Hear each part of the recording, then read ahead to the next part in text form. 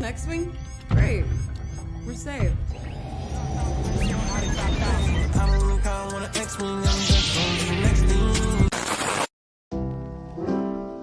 I'll look around until I found someone who laughs like you.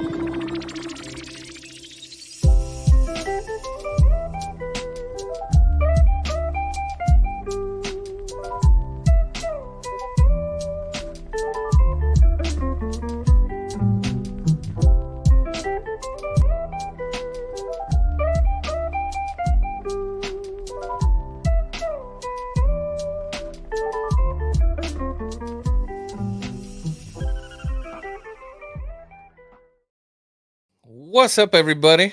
How you doing So tonight? happy. Such a chill intro. I love it, man. I do love too. I love it. Just got me all. It gets you in the mood, man. It's a very like retro thinking song. You know, you're thinking about going back and finding somebody who makes me laugh like you.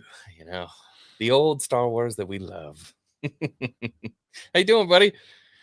I'm doing awesome, man. I so look forward to these every week. That my normal ranting and raving that I do on my channel. I got to be honest with you, man. It's been actually really awesome seeing. I have gotten so many like DMs, direct messages from people saying, dude, I love these shows.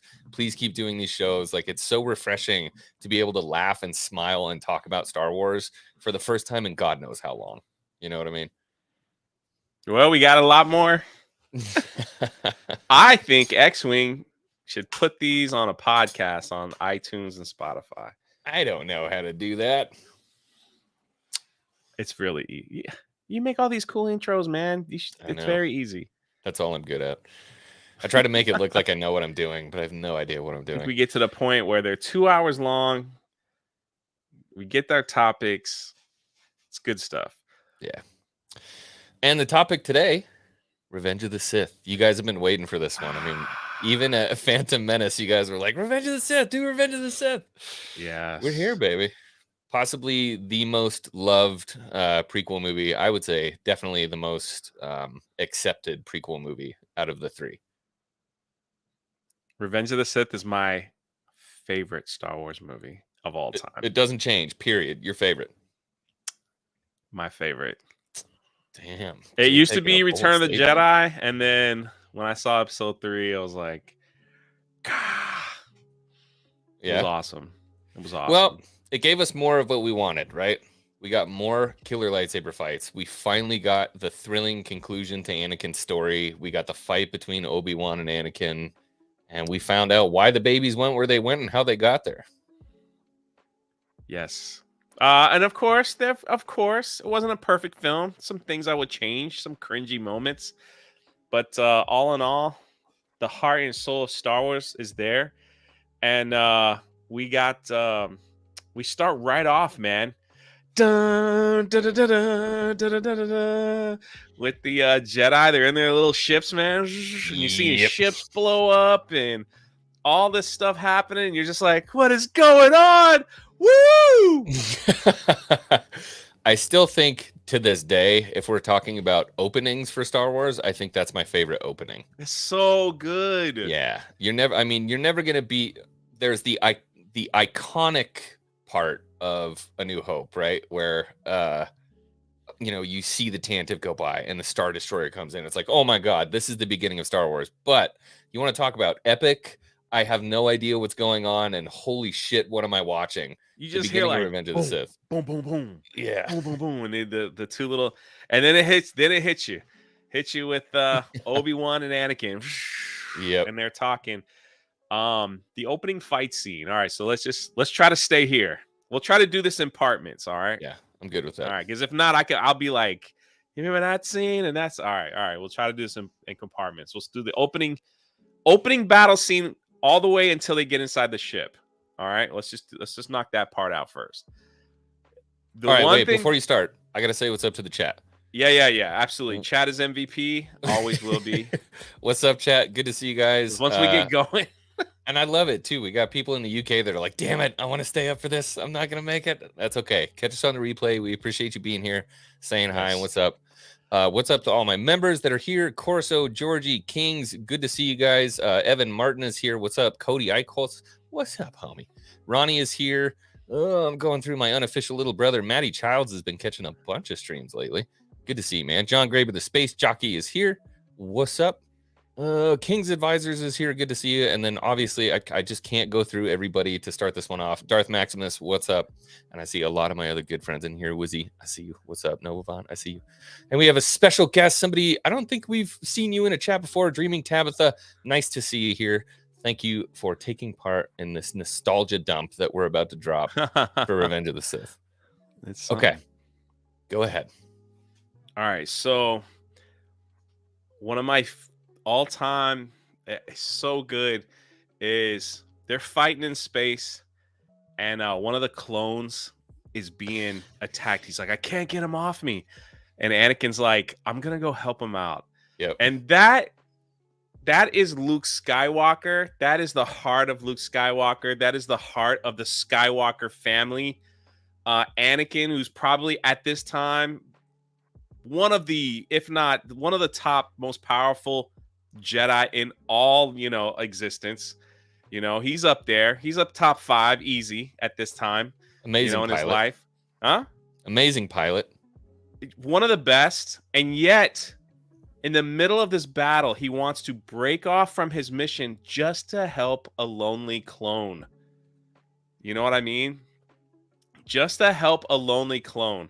It just brought so much Empire Strikes Back when it's like, Luke is like, my friends, man, I gotta go. I gotta leave. I'm sorry, Yoda. I gotta get out of here. I gotta help my friends. And just to see the heart of a Skywalker, where it's like, I gotta help him out. And his Obi-Wan was like, no, they're doing their job. You gotta do yours. Basically, little call back to Attack of the Clones, right? Yes. What would she do if she was in your position? Yes. Yeah. There's so much in that scene. There's so much where you see this is who I think Anakin really is. It just starts off like that. I want to help people. Little Anakin, pod racer Anakin. I want to help people. The galaxy will be a better place, Mom, if more people helped each other. It's so good. Nice callback. Huh? Nice callback. Well, I am a real Star Wars fan, unlike, someone who didn't know that. But I'm just saying, like, it just showed who he really was. It's like he wasn't like this bad guy, and I thought it was beautiful because he never thought anyone was kind of above. Like, he thought like everybody was equal at the time, to where a lonely clone, a lonely clone, was, and you could see his face. He was like, man, I gotta go help him, man. Like, I gotta help him. And it was Obi-Wan was like, nah, you can't do that, man. We got a bigger mission. He's doing his job. He's here to die to protect us. And so like that was big. And then from there on, we got the introduction to the buzz droids. The buzz droids. No, I want to keep touching on that because I feel like that's so important because the movie starts that way, right? We see Anakin, and he cares about a clone, and so many of us, we know that a lot of the Jedi didn't care about clones. They saw them as expendable. They were the same thing as battle droids, and that's not the way that Anakin saw the world. Every soul was precious, right? He wanted to help whoever he could. And so just to see that again, I mean, it's not just the Padme scene in Attack of the Clones when he's like, I want to go back. I got to save her. It was everybody he could try to help. He would help. He was the person that cared about people. That's who Anakin was. And it's such a good lesson for like everyone. It's like, we're all in this thing together, man. Like, I have the ability to change that person's life. You maybe keep him alive. Yep. And I'm going to go do it. And it was his master that was like, trying to show you the real way of the world. And but see, it's perfect because it starts that this is why I changed. Yeah. Because the Jedi don't care about anyone. Mm-hmm. They don't care about anyone. Like, And he could even call back to that. Man, I was trying to help these clones, man. And like even my master was like, forget those people. I tried to go back and save my mom, and they're like, "Nah, don't do Yes. that." Yes. And now it's like your mom died, people around you are dying. Now Padme's gonna die. So I Yep. see we're getting ahead. See, but Yeah. still, it's all Gotta part keep of it there. the Keep it there. it's all part of the what's up, Matt? Matt Rissman for $9.99. Much love to Drunk 3VO, and also Xwing is here. Yeah, it's my channel. Thanks, Rissman. Thank you.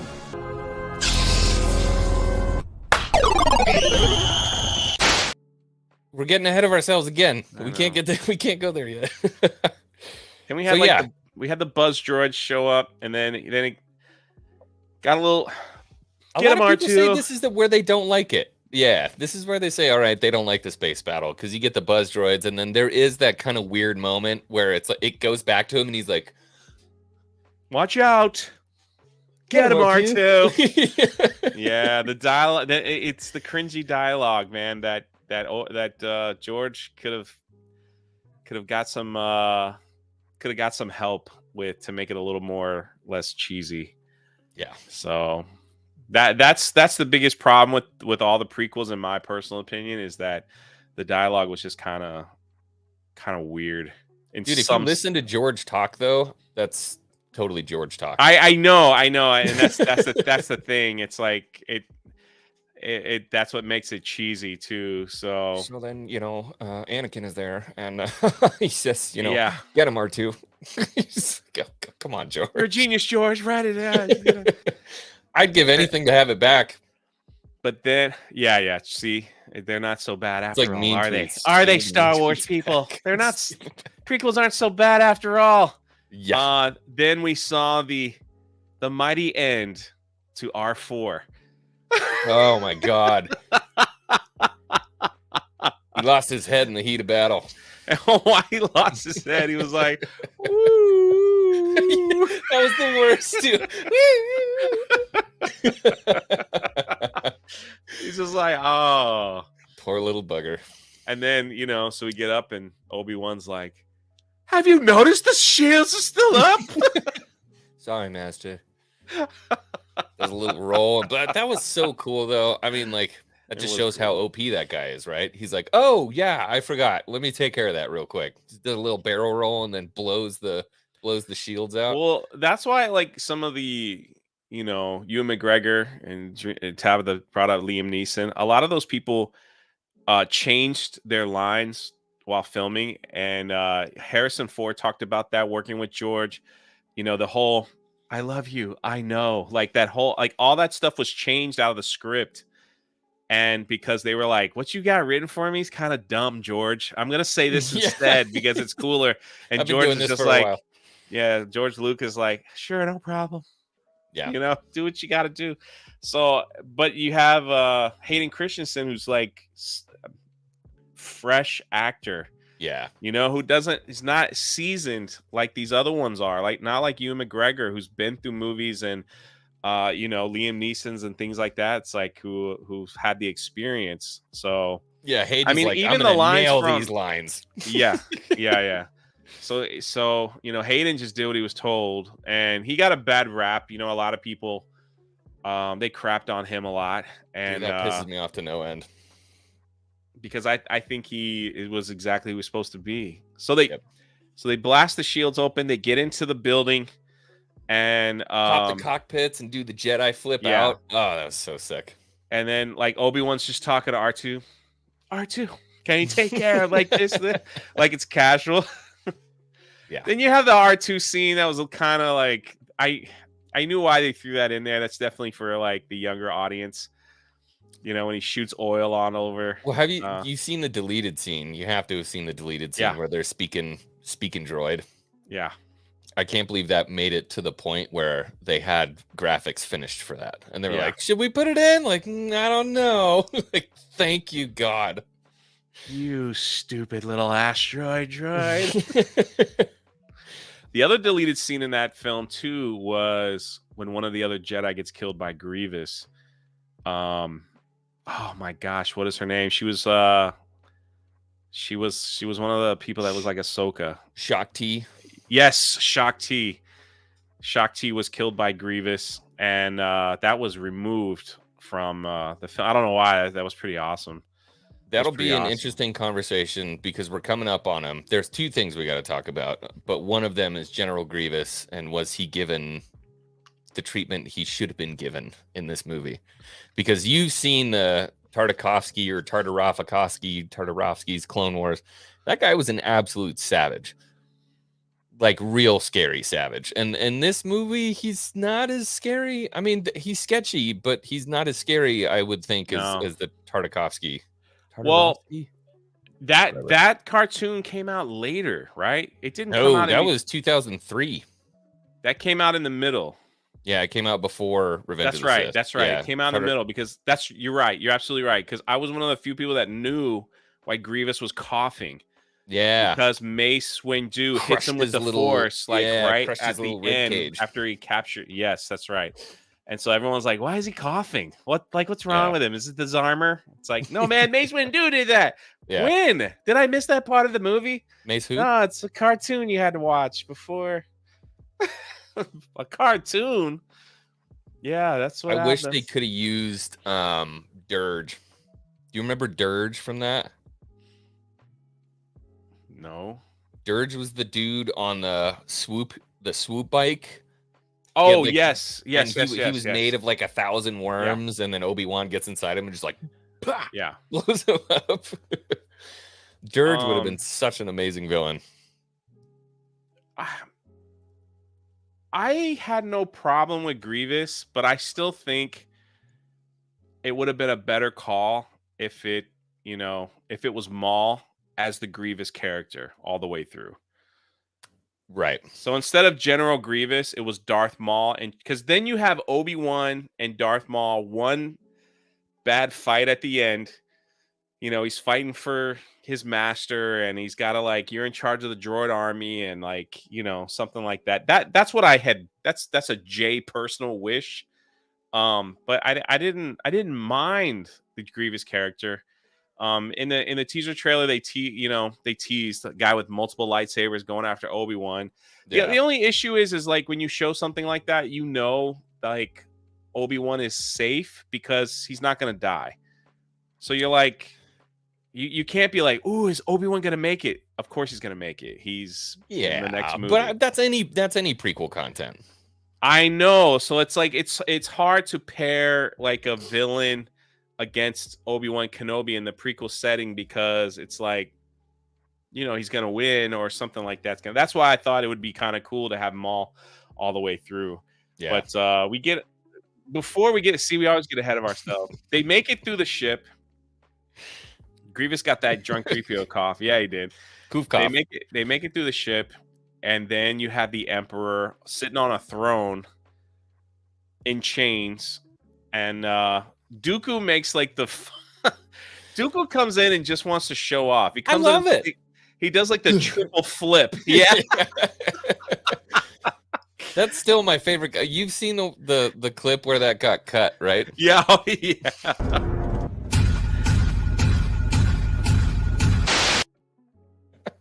Yeah, he banging his head. The triple flip, he doesn't walk down the steps. He doesn't excellent, elegantly. He's like, "What's up, guys?" I'm here to kick And ass then- and chew bubble gum. And then freaking Anakin, my powers of doubles is the last time we met, Count. Twice the pride, double the It's fall. so It doesn't make sense. Twice the pride, double. I mean, it makes sense, I guess. I don't know.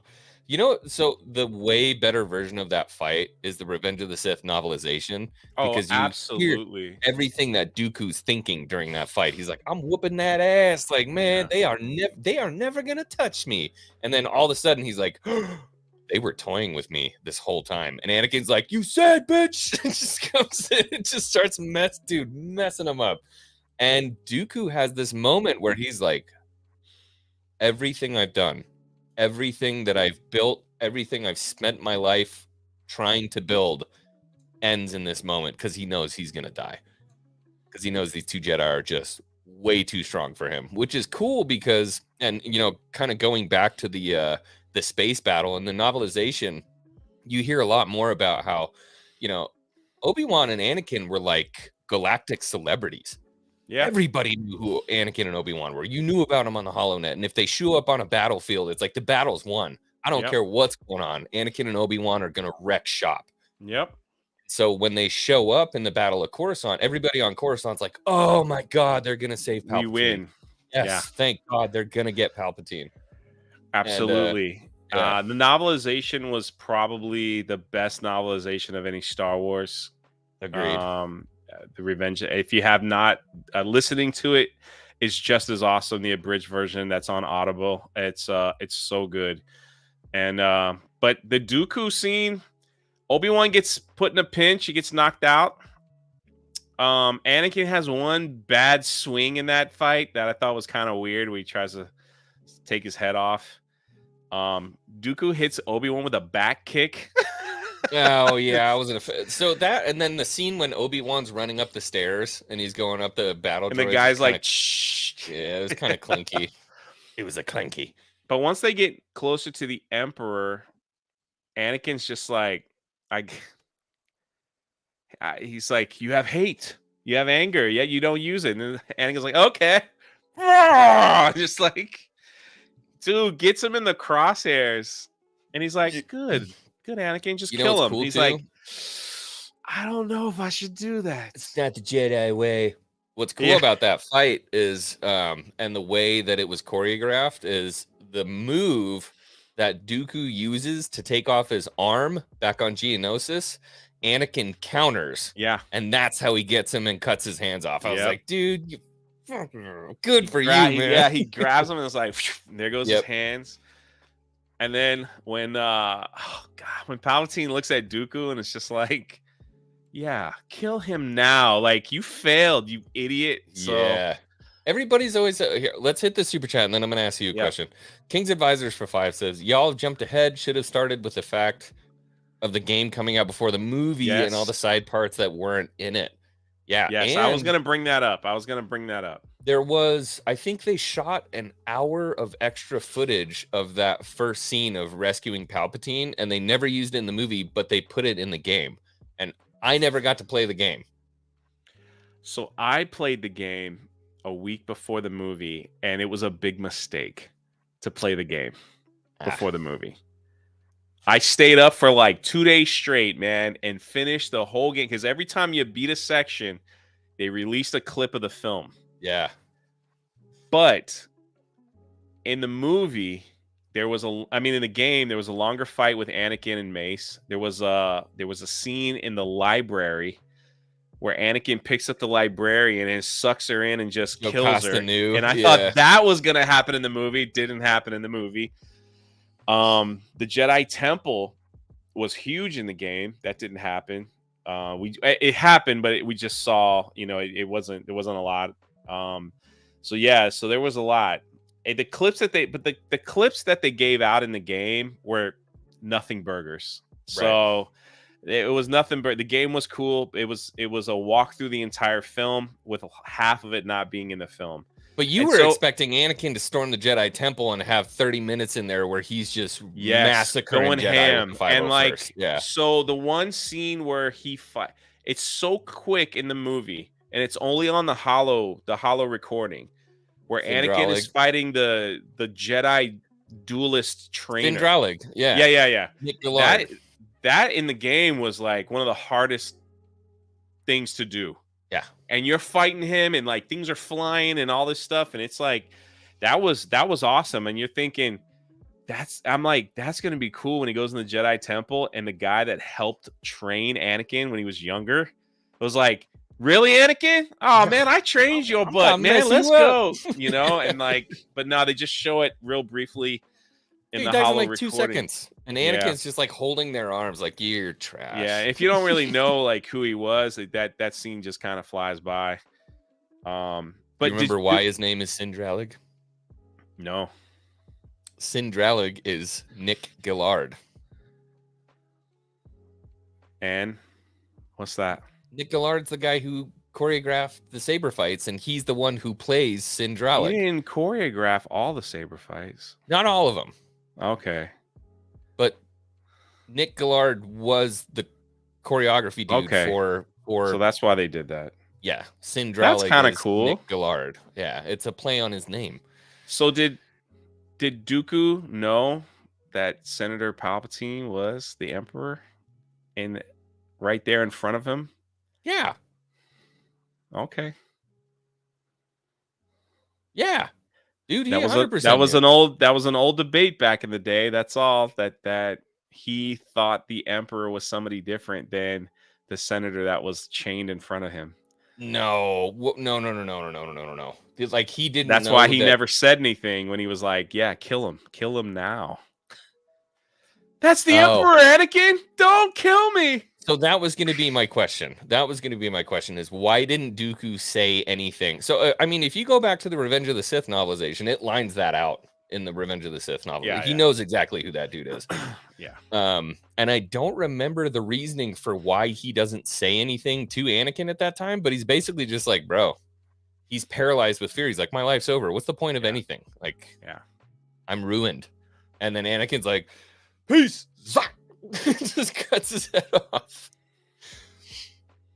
I also think Jedi and Sith were very elegant fighters back in the day. It was a little different Mm-hmm. than blaster style. It was like, you are beaten. It is pointless to resist. You know what I mean? It's like, it was an elegant way of fighting where they didn't have blasters. They didn't have anything. They had lightsabers and their skill. It was a gentleman's duel, man. A gentleman's duel. And Dooku was the ultimate gentleman, honestly, even though he was a Sith at the time. But like I just think he was beaten, and he was like, yeah, I'm beaten. So my fate is, yeah, like you said, I don't know if he was scared, even though the novelization, but it was like, if we're going at the film, he was just like, I'm beaten and I deserve to die because I couldn't beat this young kid. Yeah, he got wrecked. So then I we saw get that. I said, well, I haven't seen it yet. I'd like to watch that, dude. Nick. So then we Gillard's get to awesome. he puts Obi-Wan on his back while Palpatine's like, leave him. We'll never make it. He's like, His fate will fate be the will same be as ours. our yeah. Which is funny. Have you seen the theory? Like, his fate will be the same as ours, and like Anakin basically kills everybody in that room. That's true, isn't it? So Yep, he kills everybody in that room. So then you meet Grievous and right? Yeah.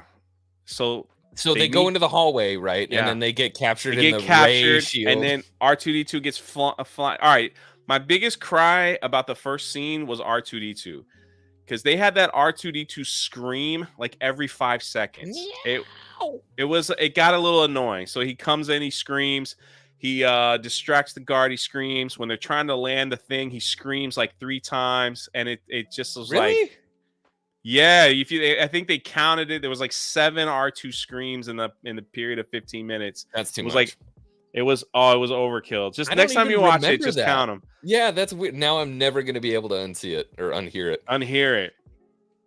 He does when they were crash landing. He does 2 back to back, and you're just kind of like, did they miss that in the room or something? How have I never noticed that? Yeah, it's rough. So that's right. So they're captured. They walk in. R2 does his thing. They use the Force and get their lightsabers back, and they fight. They finally fight a droid that can stop a Magna-Guards. lightsaber. Yeah. Yeah. So that's the first time we've kind of seen that somebody Yeah. has something that could stop a lightsaber, and even with their head cut off. Those Magna Guards were sketch, dude. I was like, okay, why didn't they make an army of Magna Guards? Yeah, Like, right. Dude, that sound still haunts me to this day. It's sketchy. Well, it was weird because like Obi-Wan cut one in like 10 pieces, and he's Oh, like he's walking still away. going. It's like- Yeah. So then Grievous is like, you lose. But Grievous has like General Kenobi, like the most famous line. Yeah. You're shorter than I expected. He smashes the glass. He goes outside. Everybody else gets into. They got to land the ship. The ship breaks in half, and I think we lost something. yeah, they breaks in half. They end up landing, and Obi-Wan's like another happy landing. I hated And, that line. For like how tense that was and how dope the CG was for that thing coming in and land. Also, like, why do they have runways on Coruscant? I don't know, but they had a runway, so that's cool. And they land it, and it's like, whew. What line would you say? Another happy landing. Obi-Wan's like, as he fixes his hair. Yeah. Who was piloting? Was it Anakin? It was Anakin. Yeah. He's telling everybody what to do. Open all drag flaps and Yep. As they come in. Not to worry. We are still piloting half a ship. So that was cool. I really liked the what would you call them, I guess? Like firefighter ships that came in and they're spraying the ship as it's coming into land. That was kind of dope. That was cool to see. It's little stuff like that that kind of fleshes out like, oh my God, Coruscant really is like the most advanced technological capital city. It would have been cool to see Coruscant in the sequels. I thought they killed Coruscant in like I thought that was Coruscant in The Force Awakens. As Hosnian Prime. Yeah, I thought they blew it, and I'm like, what's Hosnian Prime? Yeah, I don't know. Never heard Coruscant of it. B. Who knows? Probably. So then we get to see Anakin gets to see Padme, and Mace Windu meets them, and Palpatine's like, nope, Grievous still escaped. Yeah. And we're still gonna have to keep this war going. Look, they got the Chancellor back. That was the important part, right? And then Padme says, "I'm pregnant." And he got some cringy stuff. He's like, "That's that's amazing." Yeah, Annie, I don't know if I believe you right now, Annie. Is a blessing. And everyone on Coruscant was like, dang, who's the man that got a piece of that? Yeah, baby. Nick Coolio says Obi-Wan's one-liners are off the charts in this movie. Yeah, he is 100% the most memeable creature in the history of cinema. Well, they didn't have... So George likes the... if you look at the original, Han Solo was the one-liner, or C-3PO had a couple...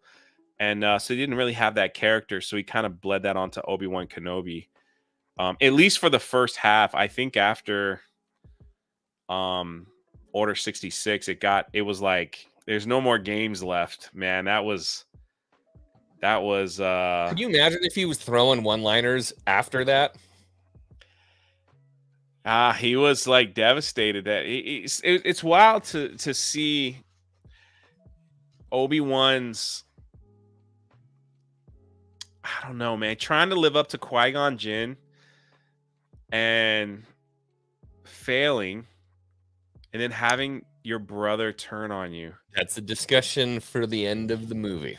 Yeah. So it's a discussion for the end of the movie.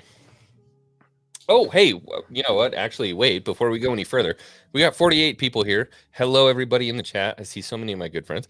Since we're on the Revenge of the Sith stream, I thought it'd be fun if we just kind of, in certain sections, we take a pause, we stop. I bought 120 Revenge of the Sith figures. I need to give away some of those figures. Jeez. So we need to do some fig giveaways, and we're going to take some pauses 4 times during the stream. The first person in the chat that answers the trivia question correctly is going to get the figure. But you have to have Twitter or Discord or something like that so that you can send me your address, because I have a comic book, a watch, 2 figures I already need to send out. So I'm going to make a big trip to the post office on Saturday to get all these out. So you can win some Revenge of the Sith figures. And I'm not going to pick a particular one. I've got one of the 3 boxes here. I'm just going to shove my hand in it and kind of dig it around and pull it out. And you're going to get the figure you're going to get. Okay? Sound good? These are not going to be gimmies. And Jay, gimme. You're gonna have to. You can answer, but you gotta wait at least until we get like one or two. If you want the figure, you gotta wait until we get one or two. Give it to the chat. Chat is MVP. They deserve it. Okay, chat. Are you ready for this? What film did John Williams pass on scoring in order to score Revenge of the Sith? What film did John Williams pass on scoring in order to Google film it fastest? Revenge of the Sith? Who's got the Google? Who's got the Googles? I mean, the hope here is that somebody knows it, and so they're gonna slam it out before somebody gets through Google. And I tried to pick questions that would be like difficult to Google. You know what I mean? Oh, King's Advisors nailed it. So we got a Jumanji right off the bat. We got a Dark Knight. We got an Indiana Jones 4. King's Advisors, The Goblet of Fire. That is the correct answer. Okay. First one. We're going to reach in here. What do we got? What do we got? We've got... Oh, God, this bubble's not very pretty. Let me clean it off. I'm sorry. There's some dust on it. I haven't pulled these out and cleaned all of them yet. You're going to get some doo-doo. You got a Clone Commander. Very nice. With battle gear. Awesome, man. I got to write something on this so I don't lose it. Okay, Jay. Continue while I try to get my ish together. No problem. So we finally get to some of that weird dialogue, and we see that Anakin is starting to have nightmares of losing Padme. This is where you get the first shot of Hayden Christensen without a shirt on, and the women go wild in the movie theater I was in. With the gold arm and everything. He's got the long moosed out hair. Yeah. It just doesn't move. Just doused in sweat. Doused in Hollywood sweat. Yeah, wakes up. And man, where did they get that apartment, man? That's like overlooking the entire city. It's pretty good. I guess she's a senator. He's the celebrity Jedi. They're living it up, man. You know who else lived in that building? No. It's from the Plagueis novel. No. It's, forgive me if anybody's sweatier than me, but I think it's Coruscant 555 is the building, and it's the same one that Palpatine lived in. So they're in the same bed as... Not the same bed. I said the same building. Sadly, Disney Star Wars has changed that history because apparently Padme and Anakin spent their time on the Halcyon Star Cruiser in the new novels that were put out. So I will send you to Jesus. Don't rewrite my history, bro. So there's that. Don't rewrite my history. Han and Leia has been rewritten too for the Halcyon Star Cruiser. Anyway, is this true? No, it was Hayden talked about like all the mousse and hairspray they put in his hair. Okay. I was gonna be real mad if he was wearing a wig. Also, hey, I could be wrong. I swear I heard them talking about like all the mousse and hairspray, especially for the final battle scene. You could see it like yeah, I feel like that was his hair. Like am I crazy? I don't know. Oh, Ivan said Hayden did wear a hairpiece. No. We're not real Star Wars fans. It's over. Sheev Palpatine is also a Disney creation. No. Did you know that? Sheev Palpatine? What do you mean? Sheev. The name Sheev. That's a Disney creation? That didn't come around. Where else was he called Sheev? I think you're wrong, Jay. I could be wrong. I could be wrong, Felicity. About what? See, we've got so many debates swirling at this point. Okay. All right, let's just get back to the... Now I'm Googling. I'll take an L on that if that was a wig. I'll take an L. I could have swore I heard Hayden. I mean, maybe Hayden was talking about the wig being full of mousse and hairspray. I swear to God, I thought Sheev has always been a George thing. Sheev Palpatine's always been a George thing. I don't think so. I don't think so. I think Sheev is a Disney thing. Palpatine's okay. Here we go. 2016. Palpatine's newly revealed first name in Star Wars Tarkin. Wow, 2016. Who's a Star Wars fan? I mean, most people I've talked to have been like, That's so weird. My brain has Sheev. always had it just as Sheev Palpatine. That's I hated so that weird. when they released that. I was like, what kind of a stupid name is that? Huh. Well, you learn something new every day, I guess. We learned two things: that Hayden Christensen wore a moose enhanced hairsprayed wig, and Sheev Palpatine was a creation of Disney. I'm not liking all these revelations, bro. All right, let's get back to the film. Let's go back. Yeah, to let's the film. keep the revelations to a minimum, I guess. So after the nightmare, Sweaty nightmare. yeah, what happens next? The sweaty nightmare. What happens after the sweaty nightmare? He decides. He talks to Yoda a little bit. Yeah, so he goes in the shady room, which is some of the best lighting in cinema ever. I still love that. Yoda's like, "Nah, fam, don't trip. Yeah, It's gonna be all right." just let it go. And he's like, Yeah. okay. Yeah. Okay. So then they want to make Anakin a master, or put him on the counselor, but not make him a master because Under he's the friends with. condition that he spy on Palpatine. Yeah. So now we've got some humbling, bumbling stuff going on. Whew. That doesn't help. So This he's is like, This so is then we the get moment, though, right? This is the moment where he's like, "All right, you told me not to worry about my mom. You were wrong. You told me to leave the clones. They died. You were wrong. You telling me all these different things, and now you're asking me to spy on somebody who's been my homie since I was a little kid. You guys suck." And then you want me on the council and not make me a master? It's insulting.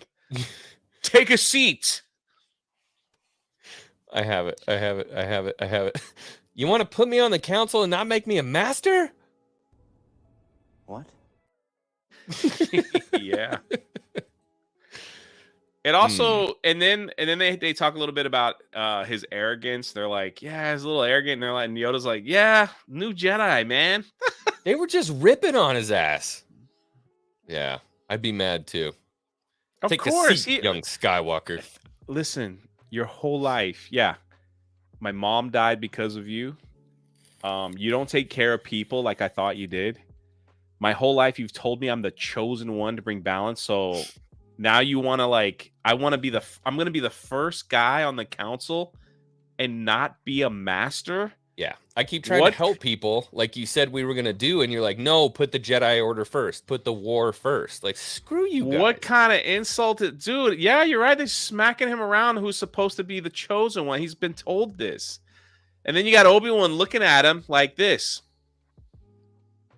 Yeah. You too? And the only person that has took him in and talked to him and treated him fairly was Palpatine. Yep. Because he's even said that. He's like, he watched after me, man. Like, he was there for me. And you want me to spy on this guy? What's wrong with you? What the hell is even that? Yeah. Can you Dude, blame the him? story is so perfect, man. It's like he's trying to balance out my duty. So as a Jedi, and then I'm in love with someone that no one knows about, and she's about to have my baby. You know, so like Anakin's like waiting for he's like waiting here for the right time. Like, so after I like balance out everything, I'm gonna leave and take care of my kid. You know, it's like, what am I gonna do? Or I'm just gonna be the most powerful one and be like, I got a baby, y'all, and a wife. What you gonna do about it? Yeah. And that's the other thing too. You bring up a good point. Mace had like a total hate boner for Anakin. He didn't like that. Because he even said, what you have told me is true, you finally have gained my trust. Like, I've been fighting a war for God knows how many years trying to save your butts. Like, are you kidding me? What do you mean now you're gonna trust me? Now you gonna trick me? Take a seat. Yeah, young Skywalker. The unofficial head, really, of the Jedi Order. Because what are you going to be mad at Yoda? I mean, Yoda, he might have been looking at him like he's Joe Biden. He's like, this guy doesn't know what he's saying. You can't understand him half the time. You don't know what he's saying. He's, he keeps telling me everything's fine when it's not. How can I trust Yoda? And then the guy who's heading up all these missions hates me. There was a moment, I think, where Anakin goes to Obi-Wan and he goes, I've been like arrogant and but it's like it's hard to not blame him though. Like what the amount of pressure that's been put on this guy, like and then the sneaking around stuff and that he's doing and who he is, and it's like, and then he keeps winning. Like he keeps freaking winning. It's like, of course he's going to be arrogant. I saved the Chancellor. I killed Dooku by myself. Like that scene when they're talking, when he's like, I'm sorry, Master. Like, I've been unappreciative of your training and blah, blah, blah. That's his love for Obi-Wan. That's not his love for the Jedi Order. That's his love for Obi-Wan. He's like, bro, everything that's going on right now, I just want you to know, like, I love you and I appreciate everything that you've done for me. But I've been so frustrated with the council, he's lashing out at the Jedi, but you can tell, he loves Obi-Wan. Yeah. But then he goes to Palpatine. Palpatine has a couple meetings with him, talks to him about Darth Plagueis. Go check out the opera. Yeah, the weird bubble opera. Yeah, they explain it in the book. I don't even remember. But all I heard was, that if you missed it, when Anakin was running to meet the Chancellor in the opera, George Lucas's character makes an appearance. Yeah, I don't remember. And then you really see George Lucas's ever expanding waistline on how big he's become. He definitely had a buffet on the set while he was filming because he was big, man. They were the blue guys with like the yellow face paint. I can't remember their blueberries from Willy Wonka. Oh yeah, and then the ETs were there, just like they were in golly, what's that? The Senate on Coruscant. Just chilling. Yeah, he was talking to his daughter. I think it was George Lucas and his daughter. Yep. And they were just standing outside the hall. So he sits down and he's like, and that's when you get that. You ever heard of the tragedy of? Have you ever heard the tragedy of Darth Plagueis the Wise? And you're like, who? I'm like, I always told people, I was like, fellas, man, you want to impress the ladies and you want to send them that DM.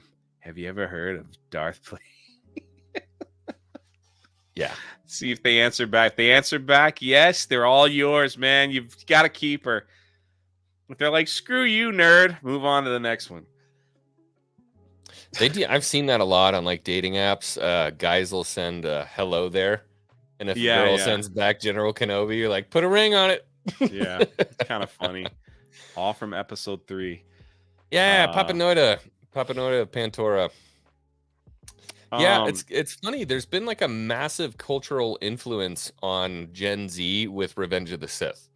Mm-hmm. And I think it was just the memes. And then people go back and they watch the movie and they're like, damn, this is actually a really good movie. Yeah. And so it outlives the memes and people actually really love it. And then they meme more. And it really made a big skip within like the past, I don't know, probably 3 years. It seemed like it came back. It's almost like a day that doesn't go by when I see that Palpatine meme where he's just like, ironic. Somebody says something stupid on Twitter and they're like, ironic. Love democracy. Yeah, that one too. Yep. I love democracy. It was good stuff. Good old Sheev. Good stuff. So now we get the opera. Yeah, Anakin's mind is getting a little warped here. It's getting a little warped, and he's not sure what's going on. And then he finally tells the truth to Palpatine. He's like, they're asking me to do something I don't know if I could do. And Palpatine knows because he's let me guess. They asked you to spy on me. He's freaking the most powerful being in the universe at this moment. Yeah. Palpatine is like, he might have looked a little weird like a senator, but the dude is the most powerful being in the universe at that moment. The Emperor. He is. Yeah, he is like force whatever. He is the man. He sees all. He's blinded the Jedi. His power is so vast. Like, he manipulated a war to almost legitimize himself to get it to be in charge. The dude is like, Not almost. well, 100%. master manipulator. He got the clones made the way he wanted with the Order 66 ready. He did all that stuff. Like, the dude was freaking, like, he was freaking bad, man. Yeah. Like, he was freaking bad. And he's like, yeah, they asked you to spy on me, right? And so he was like, Palpatine, and you could correct me. I was like, he was happy that they did that. He's like, yes. Oh, 100%. That was his aim. Now, this is the turning point for Anakin. That was his hook when he was like, this is why he doesn't trust the Jedi anymore. I love it when a plan comes together, guys. Let's hook him. It was awesome. And he was just like, I got him, man. And he saw Anakin as the second most powerful person. You know, Anakin can wipe the floor with all these Jedi alone. Like, I know it. I see it. He can do it. And so he's like, are you going to kill me? I certainly would like to. Certainly like to. And then he's like, well, know you would. Padme's going to die if I die. Use my powers, I beg you. Now he got him. He's got him with his broken heart. He's like, you lost your mom. You lost this. You want to lose your wife and child too? Only I can stop it. I can stop it. So if you kill me, you're going to lose that power. Ah, dude, imagine the internal struggle you're going through. Yeah. Give up the Jedi who like raised you, nurtured you, are supposed to be a force for good in this universe, but have essentially shoehorned you and screwed you at every turn in your life. Or this guy who's only ever been good to you basically since you've met and can save your wife and take you off the path of the Jedi. Like, what do you do, man? Is it possible to learn this power? Not from a Jedi. So Anakin does the right thing, goes back, struggles, and tells Mace. Meanwhile, Obi-Wan, they've located General Grievous on the Outer Rim planet somewhere, this leveled planet. He's riding some kind of freaking noisy iguana, right? So he's not there. You're muted. He's not there. Okay, he knows. All right, so he's farting. That's why he's muted. And so Anakin betrays the Chancellor, and he's like, I've just learned a terrible truth. Mm-hmm. And he's like, I think the Chancellor's a Sith Lord. And Mace was like, a Sith Lord? Sith Lord? You got Yoda over there on Kashyyyk with the Wookiees. He's, you know, he knows what's going on. One of my favorite battle scenes. And I love that one. So he's like, if what you tell me is the truth, all right, I'm going to trust you. You gain my trust. So again, just like in episode 1, but I need you to go wait up into the chambers, and we'll get back to you. We're going to find out. So freaking Mace brings in the B team to take down a Sith Lord. That's always been a question of mine. Like, why would you go after him right at I mean, I guess you really got to pull the trigger, but dude, yeah, the B team? I guess they weren't really the B team, but I mean, dude. The A team would have been Yoda, Mace, probably Obi, the dude with the Anakin. cone head. Okiati Mundi. Yeah, I can't say his name. Maybe Anakin as well. Obi-Wan. Yep. That would have secured it easy. If he had called them up and said, I need you to stop what you're doing and come back to Coruscant so we can take this guy. I disagree, Dengar. I think as much as I love Count Fisto, I think that's not. I don't Count think he's Fisto? part of Kit Fisto. Sorry, I don't think he's A team. I think he's B team only because he thrives in the water. When he was in the water, he did all kinds of cool stuff as a Jedi. I don't think he's part of the A team. I'm not saying he's terrible. I'm not saying he's bad, But I think the A team would have been Yoda, Obi-Wan, Conehead Man, Mace. Yaddy Mundy. Yeah, I think that's the Did you A know team. that was the first time and the last time we've ever seen 4 different colored lightsabers on screen? We had red, green, blue, purple. We had 4 different lightsaber colors. They did. My big beef with that, and this is something that they talk about in the behind the scenes stuff for that, is that fight was super rushed. The deaths for the other master, it's supposed to be this like, oh my god, Palpatine is an absolute god of saber combat, and he just wipes all 3 of them out in like a heartbeat. I think that should have been fleshed out into like a Battle of the Heroes level, even if he kills them really quickly. But I'm just saying the production quality side of it, to see them actually like hit lightsabers and have him kill them instead of just like cut and a guy goes, oh, and dies.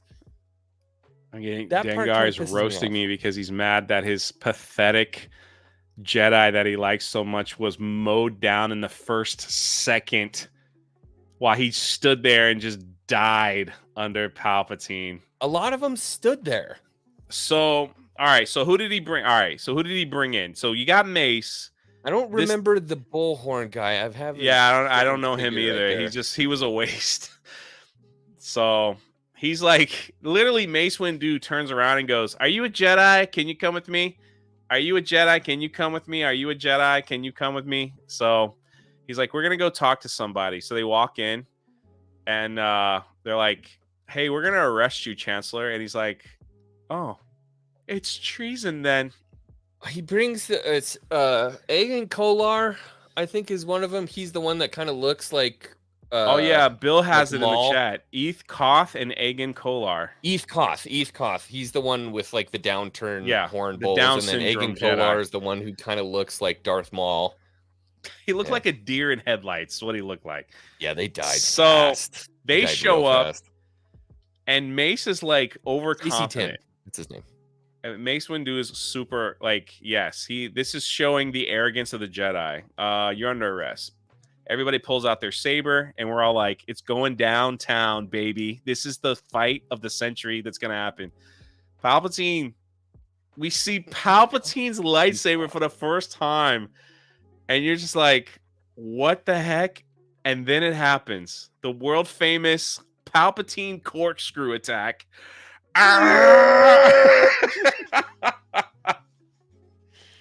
It's He treason. corkscrews right into Kit Fisto, kills him. Then you see a couple little blips, kills the other guy that looks like a deer. The other guy just falls over out of sheer fear. It was And then messy. you get Mace and Palpatine fighting, which I agree. It was not as good as it should have been. Now, if you saw the making of episode 3, the stunt people were in place for that lightsaber duel. And they interviewed them, and they said they had a larger scene already choreographed and put out, and George cut it because of time. So he just had them film up really. If you look at that lightsaber duel, it's them really close. There's a couple little scenes here and there where Mace takes his robe off because he's and like, you can see the CG Palpatine kind of, yeah. So then they do a couple fights. So there's one cool scene where Mace twirls around and cuts the glass open and gets the lightsaber knocked out of Palpatine's hand. And then you see the Force lightning, which the biggest debate ever was Palpatine. Did he always look like that? Or was it the lightning coming back on his face, making it all deformed? I think he did a good job with that. So what did you think? Was that his real face? So this came up in the books, and essentially it was the dark side had warped him that way already, and he had basically used like Sith magic to put a mask on. Now, whether that's, it's not canon, so whether or not that happens in the movie and it's just revealing him for who he is, that's speculation. I like to think that he was always that way, or at least, Plagueis turned him into that, and then he had always figured out a way to use like force perception to make people see him that way. And then as he was draining his force energy and getting hit back and trying to defend himself, like that shit wore off, and you see him for who he is. I think that's partially correct. Yeah. There were Sith that weren't deformed, but you do see Anakin starting to transform with his eyes. Yeah. So there was a transformation that happens when you mess with the dark side. Palpatine was the mask. I like that. Yep. But yep, yeah, yep. see, there's a debate going on in the chat. I like it. That it was this, that it was that. Anakin rushes in, and Palpatine is defeated. Was he though? That's not what George said.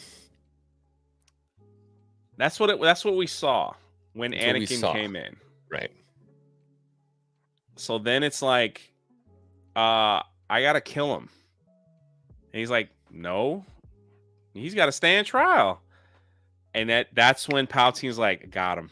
Yep. I freaking got him. And then it's the whole, oh, I told you. I'm weak. Over. Oh, I'm weak. Yeah, it's all that stuff.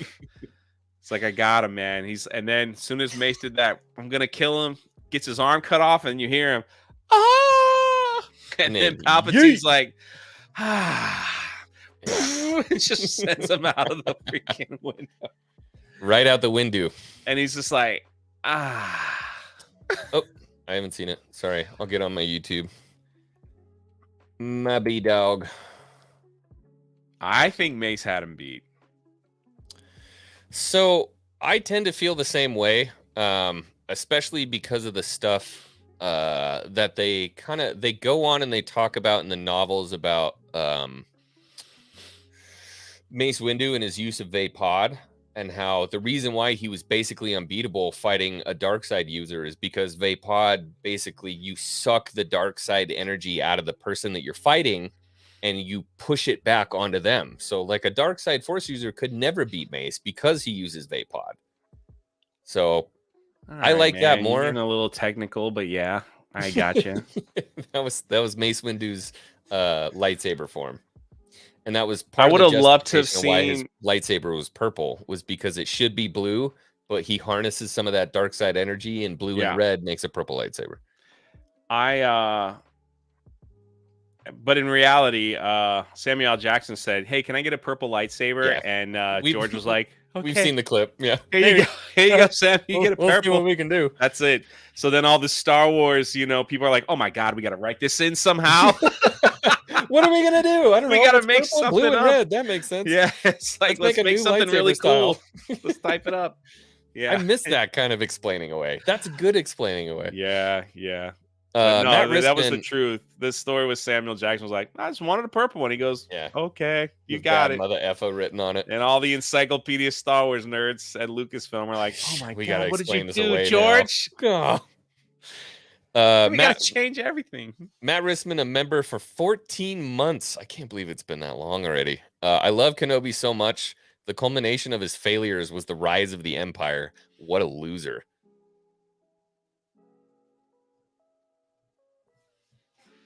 All right. Anyway, I would have loved. I don't even know. Like, I can't even tell you that. Like, That's why I don't remember chats.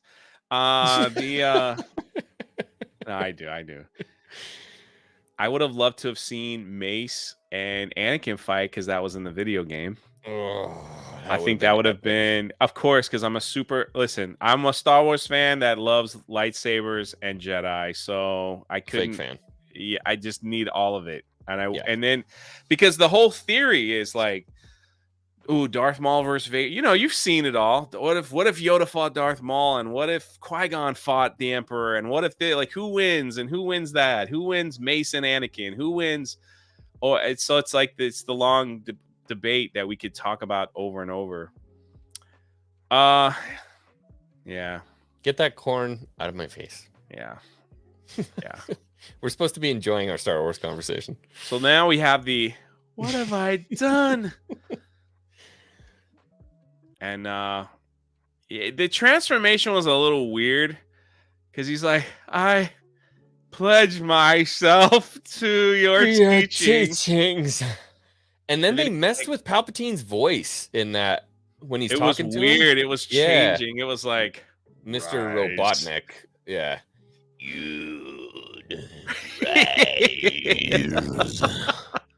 You're like, okay. Yeah, they had some funky reverb on his voice there, but still dope. I mean, still cool. Damn, like holy shit. Darth Vader. So I love Cody so much. He gets me. Me and Cody got the same comedy. He gets me. But so yeah, so we have the transformation into Darth Vader. He's like, henceforth you'll be called Darth Vader. If you're gonna do it right. That's how I heard it. Henceforth you shall be known as Darth Vader. It's like, are you making this up as you go, Palpatine? Yes, I am. He just thought of that name off the bat. He's like, Thank you, Vader. Master. So then once Anakin stands up, he's got a total transformation. He goes, well, the Jedi are relentless. They're going to come after us. And Anakin's like, agreed. The next move of the Jedi will be against, the Republic. They're going to kill the Republic. And then Palpatine looks at it, he goes, every one of them, including your friend, Obi-Wan, is a threat. And it's like, dang, Anakin just like that. Flip the switch. Do what And must he's be like, done. all right, your Dork first Vader. assignment. Yeah, he's like, your first assignment is go to the temple and take him out. Do what must be done. Do not hesitate. Show no mercy. Dude, and then you get the freaking younglings. And you're just like, Anakin. Yeah. They should have. That's something that I think they really should have dug into more. So like the first scene in the book, right? He marches up with the 501st and he knocks on the door, and this dude opens the door and he's like, "Hello? Oh, Yeah. Master Anakin." And he holds the lightsaber up to his head and just goes So I'm saying in the library, the librarian pulls out the lightsaber and Anakin's like, oh yeah, old lady. Picks her up and just Yeah. Poor Joe Castanu. But it's just that switch to me was a little quick.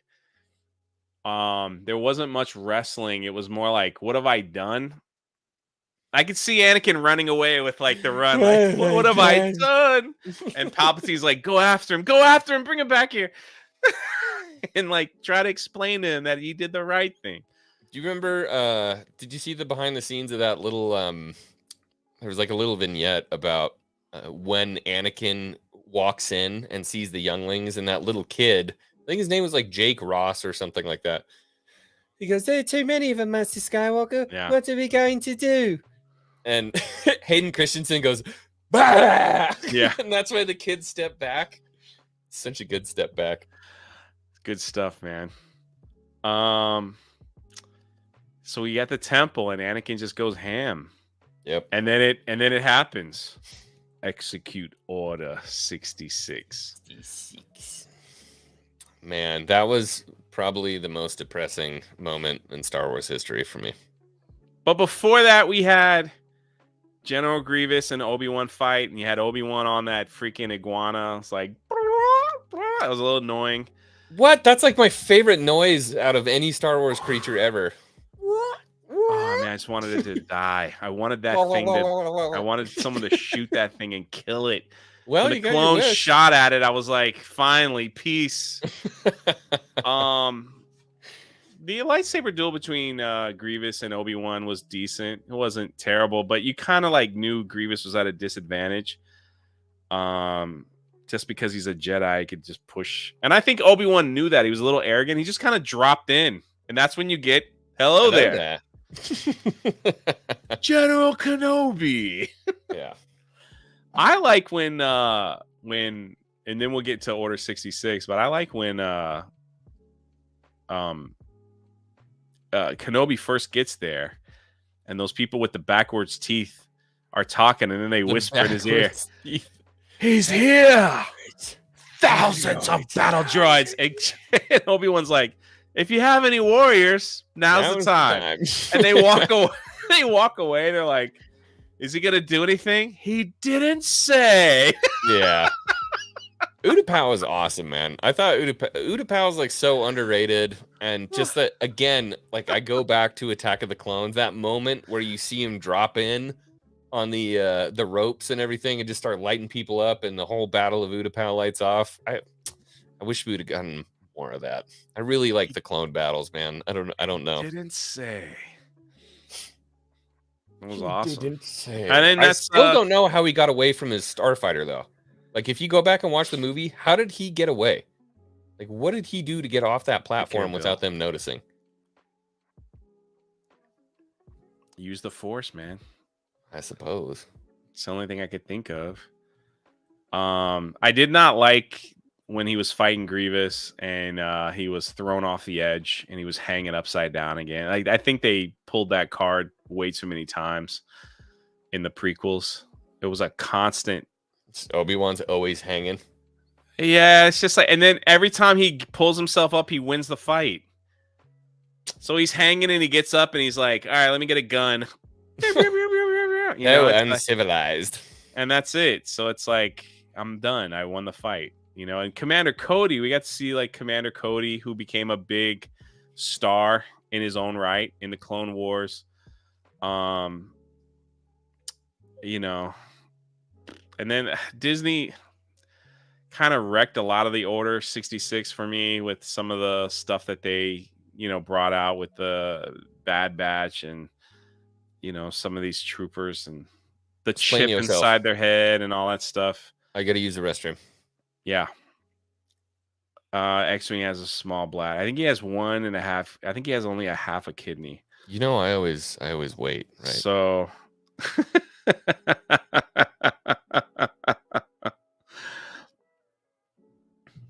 but yeah, like that's the thing. I loved Obi-Wan Kenobi. He just constantly gets thrown over the edge all the time. I think it happened in almost every movie. He was just hanging, or it was him or Anakin. So the inhibitor chips were pre-Disney, right? But when the Order 66 happened and the clones that were protecting Ahsoka like fought against the chip, it just was like really, I don't know. I mean, it's just a cheap way to get out. Jay's Twitch channel is 18, but his YouTube channel is crap. You don't even watch my YouTube. You don't even watch my YouTube channel. I don't really talk much Star Wars over there because it's like it's so sad what has happened to it. From what we're saying now. But Obi-Wan was ready. He caused a distraction for the clones. He fought General Grievous. You know, he brought down those giant air conditioners on the droids. he fights Grievous. He wins. And then right before he was going to do anything else, Order 66 happens and he gets blasted out of the sky. Him and his lizard, they go into the water. And that's it. It's wild to see how the clones, they were very submissive, you know, to the orders of the Republic. Just like that, without even hesitation. Execute Order 66. Oh, sure, no problem. And man, they wiped out those Plo Koon. He got destroyed. Disney was gonna bring him back. I don't know if you guys read this, but in The Mandalorian season 2, they actually filmed it with Plo Koon. If I said that right, the guy, you guys know what I'm talking about. They actually filmed it with him, and Luke Skywalker to see who they were going to use in that final scene of Mando 2. Plo Koon. Is that how I say that right? Plo Koon. K-O-O. Wait, K. I don't know. How do you say his name? Plo Koon. Plo Koon. Plo Koon. To keep it a secret, right? But I don't think I think they were debating whether they were gonna use it or not. Well, that guy was in a starfighter when it blew up. Like, I understand. Okay, you can survive falling through a pit, whatever. But you're in a starfighter going Mach 12, and they blow you up. You're not coming out of that one alive. The fact that they released that they filmed it with Plo, And people on the internet were like, I'd rather have seen Plo than Luke Skywalker, and Mando too. Shows Someone said that? not someone, a ton of people, and they even put a poll out. What? Star Wars 6 Plane had a poll out, and like they want people more people voted for Plo. Welcome to Star Wars 20. Bro. More than Luke Skywalker, huh? I mean, listen, Disney brings back Darth Maul when he was cut in half, so you know, there's that. Okay. That's all I'm right, saying. Well, it's time for the second giveaway. Now that I have some paper and something. And then we're going into Order 66, man. Then we're going into Order 66. Because I gotta talk about the Conehead, man. Kiadi Mundi. I don't know, Yachty. Not Lil Yachty. Okay, so we got rid of that one. All right, the next trivia question for your chance to win an exclusive Revenge of the Sith figure. How many lines did Count Dooku have in Revenge of the Sith? How many lines did Count Dooku have in Revenge of the Sith?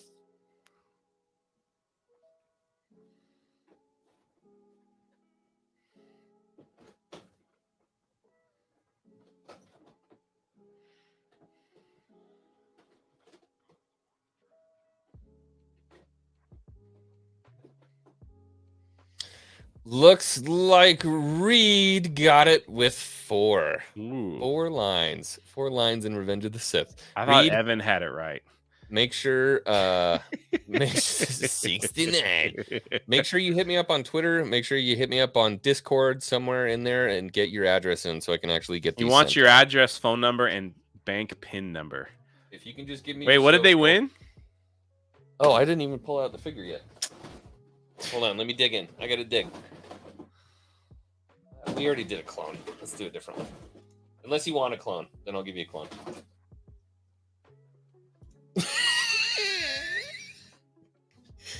You got Wookiee Rage. Yes.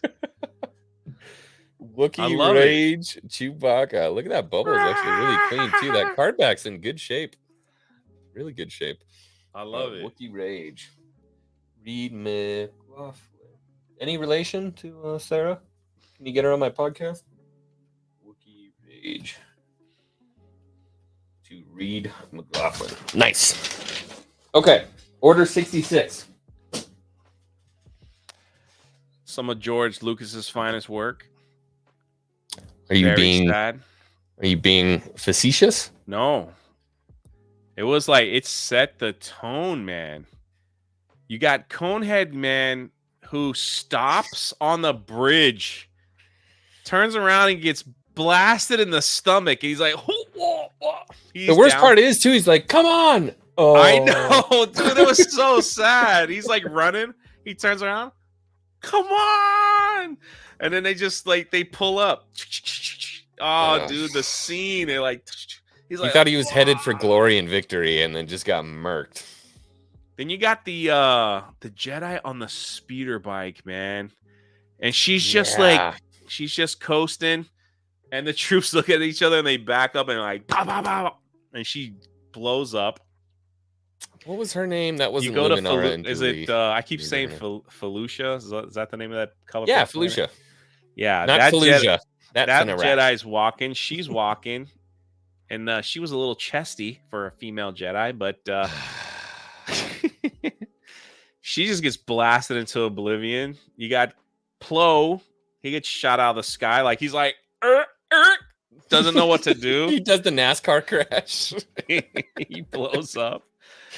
And then, so you get all that, and they show Master Yoda, and he's like, ooh, indigestion. He had the Obi-Wan. It was as if 1,000, what is it? As if 1,000 voices all cried out. He gets that pain in his chest. Yeah, Ayla Secura. That's your chesty one. Man, Dengar hates me, man. What are you doing? Stop using the Lord's name in vain. Anyway. I think he was Yoda just has calling the you coolest Jakey. scene though. Those two troops look at each other, and I love those clone troops in the Battle of Kashyyyk. I think they looked cool in their jungle, everything, and they're just walking up, and Yoda's like, "Oh, really? Wow!" Just cuts their flopping head heads off, off. and the Wookiees are like, what? Wait, what just happened here?" What do you think they said right there? They're like, "Oh shit." Yes, they're probably just like, what? We just fought with these guys, and now they're turning on us. You know what That I was mean? still one of my favorite little scenes, though, was when Yoda's watching over the Battle of Kashyyyk and a stray laser just and he kind of jumps off to the side. That was sick. It was pretty wild. I mean, can you imagine the Battle of Kashyyyk was pretty awesome. Those little dragonfly, Yeah. Wookiee fighters. and yeah, so it was like, but then all of a sudden it's like you're fighting against the droids, and then Now they we got clones stop. to worry about. Yeah, and then the clones start killing you because there's that one scene where they're like, "Oh, these Wookiees are dead." Yeah. You know, keep going. They have Yeah, those they're little walking walkers. around on the ATRTs. Yeah. That was so cool. That was the first time I saw one. And at night, and then they got Yoda off, and they put him in a little ET capsule and Yeah. shipped him off, you know, Goodbye, to where he had to go. And then We got and then you Tarful. get back to Coruscant, right? And you see the Senator Origami, and he's like, what's going on? He sees the Jedi, his little cousin get blowed up. He had that cool little like scoop technique with the lightsaber. That's Form 1, man. That's Yeah. George Lucas's son. Yeah, it's his son. He had a little scoop technique. He gets blasted in Jet oblivion. Lucas. Yeah, 501st wrecks his shit quick. Poor little bugger. Yeah, that was cool. He's got like the super heavy-handed, like Yeah, it was like, yeah. They probably gave him a real heavy one as they swing this around. He gets Yeah. shot in the chest and died. That's a good so he question knows- too. Real quick, do you think lightsabers are supposed to be heavy? I think it's all on how you construct it. Mm. You construct your own lightsaber. Unless you're Anakin and you just keep giving them to him until he figures out, like, you know. Yeah, Sassy. I think that's probably what they said. Yeah. But then it's like, so now the Wookiees are caught, like the planet. So it's like, imagine being on the battlefield and you're like, weren't they fighting with us a second ago? Now they're shooting us? Like, what Yeah. is going on here? The whole galaxy just flipped upside down. You know? Literally one order, one cell phone call, and everything changes. What's happening to the clones? Not the clones, but the droids at this time. They're being Do they just- deactivated. Just all of them at once? Mhm. And then the clones who were fighting with these people decide to go, hey, switcheroo, we're taking over your planet now. You belong to the Empire. I mean, anywhere that the droids were fighting, clones would have been there. And if there's a Jedi there, they've got clones with them, minus a few exceptions. So yeah, it was a foolproof plan. Yeah, but my thing is, he could have kept the clones. I mean, I'm not the clones, the droids going too. I guess he could have. Or either that, or he was trying to say, that was his big speech. We defeated the droid army, and now we're gonna rule the galaxy. Well, I mean, that's what he did. Yeah. Yeah. He beat the Separatists, and he formed the first galactic empire. But he was also in charge of the Separatists. Yeah, but nobody knew that. You're right. So his final mission for Anakin was go to the Mustafar system, Win the war. Yeah, wipe out the Separatists. Yeah. Viceroy Gunray. I don't think he liked him, dude. And his pitiful band of yeah, it's like go wipe out get Viceroy Gunray away from me. He's the guy who started this all anyway. If only the fandom could do an Order 66 on Disney Lucasfilm. So Anakin goes, man. He goes to Mustafar. And And Obi-Wan and Yoda go to Coruscant, which they get got- picked up by Senator Organa, and they were like, we skipped over the whole freaking fight. which one? Yoda Palpatine. We haven't got there yet. Oh yeah, that's right. We're too early. I take it back. Sorry. Senator Organa was like, hey, there's a signal coming from the Jedi Temple that want all the Jedi to come back. And that's when Yoda was like, we gotta go down there and turn that off, or else every Jedi is gonna die. Mm-hmm. And they're just like, dude, imagine like being thrown for a loop. Have you heard from Mace? I don't know where that fool is. What about Plo Koon? He's gone, Hey, dude. I don't know where he is. He's going on Felucia. Exactly. It's like, well, we got to send a message to tell all Jedi to stay away. We got to do this. And then you see Yoda like flick that lightsaber into that dude's chest. There's a good cameo in there, though. Don't forget. So as they're headed back down into Coruscant, do you know who the pilot of that ship was as they're going back into Coruscant? No. Jeremy Bulloch, the original Boba Fett. I did not know that. As Captain Colton. I think his name was Captain Colton. That was Jeremy Bulloch. He passed away not all that long after. So that was kind of cool. That was really cool. And then, yeah, we get to see Yoda going ham on clones. And I've been doing the LED stuff. My next one I want to do is a 501st clone dying with Yoda just plunging his saber through the chest. That was so cool. It's pretty good. So then they switch it, and then Obi-Wan's like, I gotta see who did this.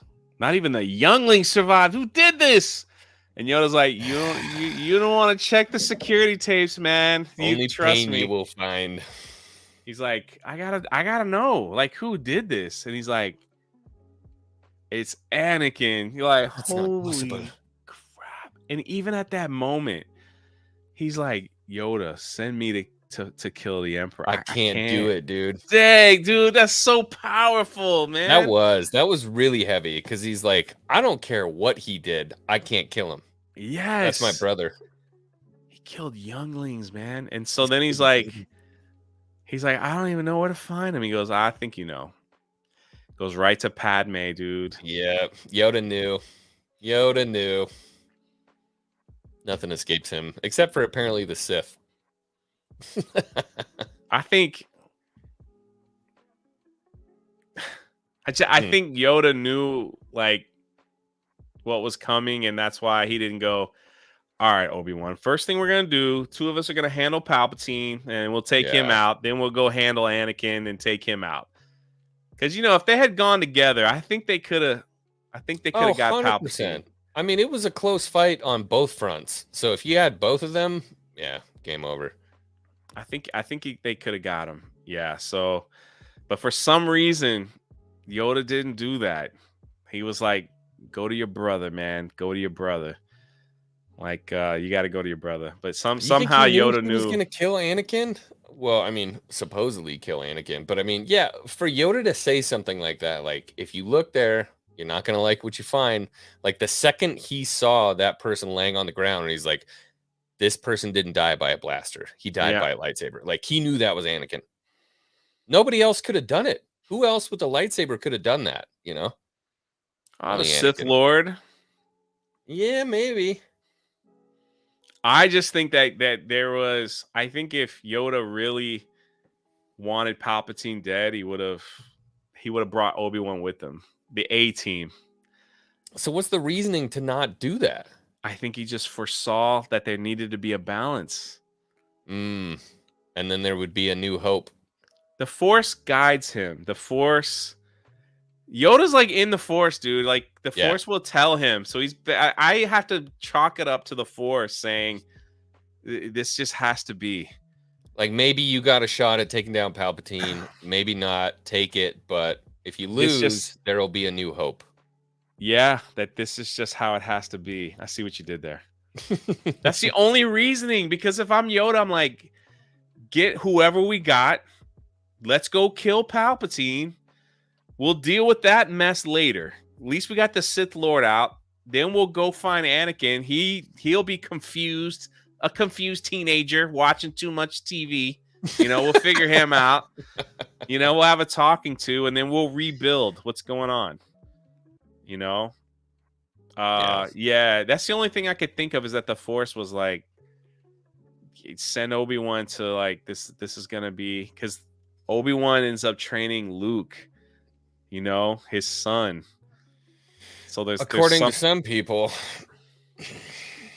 I mean, you know what I mean, but it's like so Yoda then we should have taken Jar Jar with him. I think Yoda could have rallied some people real quick. I think the thing about Palpatine at that moment was he was alone. Everything was in chaos. Like if he was going to have one moment to get at Palpatine, that's the moment. then. You're right. Yeah, you're absolutely right. So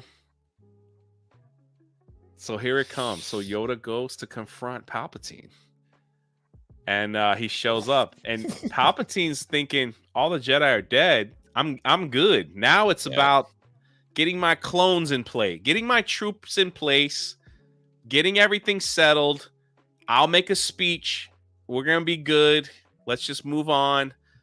I got it. Yeah, I'm honestly, that's where he was at. Yoda shows up. He's like, Master Yoda, you survived. Yoda takes out the guards like that, and then he makes one of the worst Yoda lines ever. Not with anything to say about it. I do. Oh man, it was so bad. I hate that Yoda. I hate that Yoda line. Friend. Yeah, there was some cringy. I don't know though, man. Like, I'd give anything to have those one-liners back. I love the chat is on fire, man. You guys are awesome. Yeah, that's everything. I'm sorry. So then, so then Yoda gets knocked down a little bit with the lightning, and then we go to Mustafar, and then we have Anakin's like all switched. He sees Padme. He's like, "Hey, well, he's we're gonna Anakin, rule, then, man. Right? He's Anakin. Then he kind of comes back to it when he sees Padme. He's not yellow in the eyes anymore. But he sees kind of like, he's like, "Hey, Padme, we could rule. This is gonna be my galaxy. We're gonna rule it. I could take out the Emperor." Yeah, it's right. Oh man, some of the worst dialogue. But it was just think about that. He was already in his mind. Anakin's mind was, I took out these people. We're going to have peace. And me and you, Padme, will create a universe that we always wanted. He was already in his mind, I'm going to take out the Emperor. Like, I got this. Trust me. I'm stronger than him. Yeah, it's like, I can do this. Like, let me finish this. I think he said I'm more powerful than the Emperor. Yeah. Or you know what I mean? I'm more powerful than, I don't know. Think about all that tension that's going on. So he's like, all right, well, I joined the dark side, so we win the war because all I wanted was peace and my wife to be alive. Right. And then he's telling her, he's like, you die in childbirth. It's like, we're going to save the baby and then we'll rule this galaxy. And she's like, we can make it the way we want it to be. What the freak are you smoking, man? Yeah. That's not the life for me. You're going down a path. And he's like, because of Obi-Wan. Homie shows up on the deck, just power stance supreme. Let her go. Michael's right. Anakin just wanted peace, love, and genocide. I mean, to a degree, yeah. Dude knew. I mean, the dude, I think he'd been through so much at that point, he was willing to do anything to make sure it never happened again. That's the way I see Anakin. And he could justify any atrocity because he'd seen enough bad that any amount of like hurt he would cause is justified to make sure that he saw good in his own eyes. Does that make sense? Yes. Yeah. But that's like kind of delusional, but it's super delusional. But everything that he's gone through is like, if I am not in charge, everything's going to die again. You know, if I was in charge, my mom would still be alive. We'd handle the war differently. We'd do this differently. You know, my child's not going to die, all this stuff if I was in charge, but I'm not. I got to be in charge to make this thing work. They turned him into a control freak because anything Yeah. that he let go, what the Jedi taught him to do was to let go. And every time he let go, something bad happened. Yep. So he's like, I'm not letting go anymore. Yeah. And that goes back to the original rule of them looking at Anakin saying, he's too old, man. He's too old to do the training because we usually steal babies. Yeah, they have no attachments. That's why they don't have. Yeah, that's why they're not with their mom or anything like that. So they don't know who their mom is. They don't know who this person is. So yeah, so that's why we take them as infants, and you know, which is kind of terrible, but that's how they always did things, you know. Dude, the Jedi really are awful. Legit. I mean, you can see where it's like an organization that wants to do good, but the path to hell is paved with good intentions. Yeah. And I think a lot of times what they did just, man, they were like, we're righteous. And it's like, I don't know, man. It's always it's the same thing that Yoda and Obi-Wan was trying to tell Luke in Empire. They're like, let your friends die. There's a bigger purpose here. Yeah. And it's not your friends. And he's like, no, I'm not doing that. Those are my friends. I'm not going to let them suffer and die because of me. They're like, yeah, you should let them die. It's okay. No. You know what I mean? Like that was the talk, you know, Yeah. to Luke. And Luke was Same like, talk. no, I'm not doing that. And so I'm out. I'll be back. And they were the Jedi, Obi-Wan and Yoda looked defeated. They were just like, dang, man, that boy's our last hope. And they're like, nah, he's got to win. But Aunt still, Beru was right. Remember, Aunt Beru's like, he's got too much of his father in him. Owen's like, that's what I'm afraid of. But that's the beauty of Luke Skywalker and Anakin is that heart, man. It's just like it's the humanity, it's the peace, but it ended up betraying him at the end because he did not want to lose Padme. So then we get the, you know, only the Sith deal and all that stuff happened. And that's just kind of the whole beauty of Star Wars, though, is that like Luke was such a beautiful the better version of Anakin. That's the bottom line. Luke was the better version of Anakin, but Anakin is always going to be the chosen one because if Anakin didn't make the choice to kill the Emperor in that moment, the whole story is kaput. So he is the one that brought balance to the Force in the end all be all. But it's his heart that never left him. Yeah. I want to help people and I don't want to lose somebody else. No. So his whole time as Darth Vader now, because of the prequels, the whole time as Darth Vader, he's dealing with the pain of losing what he thinks is his children. Yeah. And his wife that he fought so hard to love. So he is just in misery all the time. You know what I mean? Like yeah, having sweaty topless dreams. I know. Gosh, man, it just brings such a not like a beauty to Darth Vader, but like an understanding of. That's the big thing. It's an understanding. Like, I get why you did what you did. He definitely went a little off the rails towards the end there, but understandably off the rails. I mean, the hardest thing I think for empathy is something that humans want to act like they have. A lot of humans think that they have empathy. But when you look at the story of Darth Vader and you look at the decisions that that person makes, the decision that Anakin makes at the end of that movie, to practice empathy or compassion for somebody that is that far down the road is not an easy exercise. This dude just killed 24 kids in a room, sliced all their heads off, killed all of his friends, everybody he grew up with. How do you practice empathy in a situation like that? You know, it's not an easy task. So then we have my favorite lightsaber duel of all time, Obi-Wan and Anakin. But in the middle of that, we go back to Yoda and Palpatine, which I thought was just as cool in the Republic chamber room, where Palpatine's throwing the discs and stuff. I was like, that's freaking awesome, man. That was pretty cool. And Palpatine is so good because he's laughing. He's like, ha ha, this is so much fun. He's a jerk. I'm just bopping Yoda. I'm destroying everything. I don't care. I'm in charge. I'm winning. He's laughing at the best that the Jedi have. Yes. Yeah. Yes. It's so good, man. And Yoda finally catches one and he's like, Yes. he starts spitting it. And then just see Elliot sends that to go. he chucks it back. Force leaps up there where Palpatine is, pulls out his saber real quick. It gets blasted away, and then he begins to catch the Force lightning, which is such a cool scene. Yeah. And he, controls it, and then there's a big pop. And then you get to one of the most controversial scenes ever. Yoda is hanging on by a nail, and he falls, and he smacks the ground hard, and he's just like, jacket. he's like, I'm done. I can't, It was at that moment he was like, I can't do this. So did he just quit? Should he have fought to the death?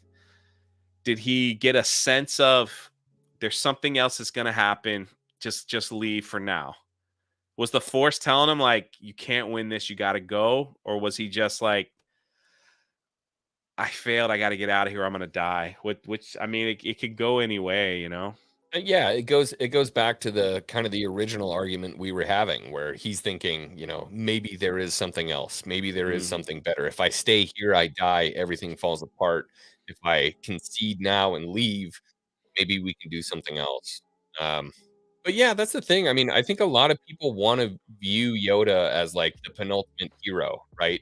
He would fight to his last breath. But that's not what Yoda is. Yoda is the living embodiment of the Force. Like, it doesn't end in one gigantic fight. That's not how Yoda goes.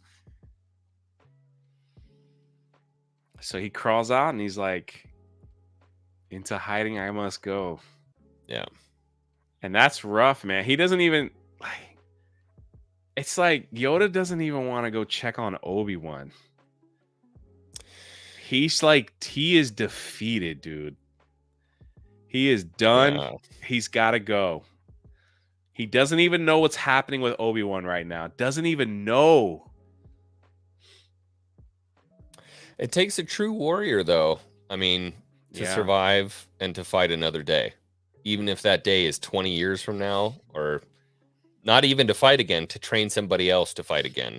I mean, I feel like that's a true warrior. So we go to Mustafar. We have the two blue lightsabers, and then we get the most heart-wrenching line for me. I think it's up there to "I am your father." Well, let's walk through the fight, though. I mean, because a lot of people have said it went on way too long. Well, those people are drawn out. Those people, Now, if they shorten that fight a little bit so we could get a longer Mace versus Palpatine fight, then maybe I would have been okay with it. I accept those terms. Yeah, I would have accepted that. But it's almost like, I don't know, man. They were so matched well. And Obi-Wan was kind of like, I can't kill him, man. Like, I got to just maul him a little bit and maybe knock some sense into him. But Obi-Wan was like, I must do what I must. Yeah.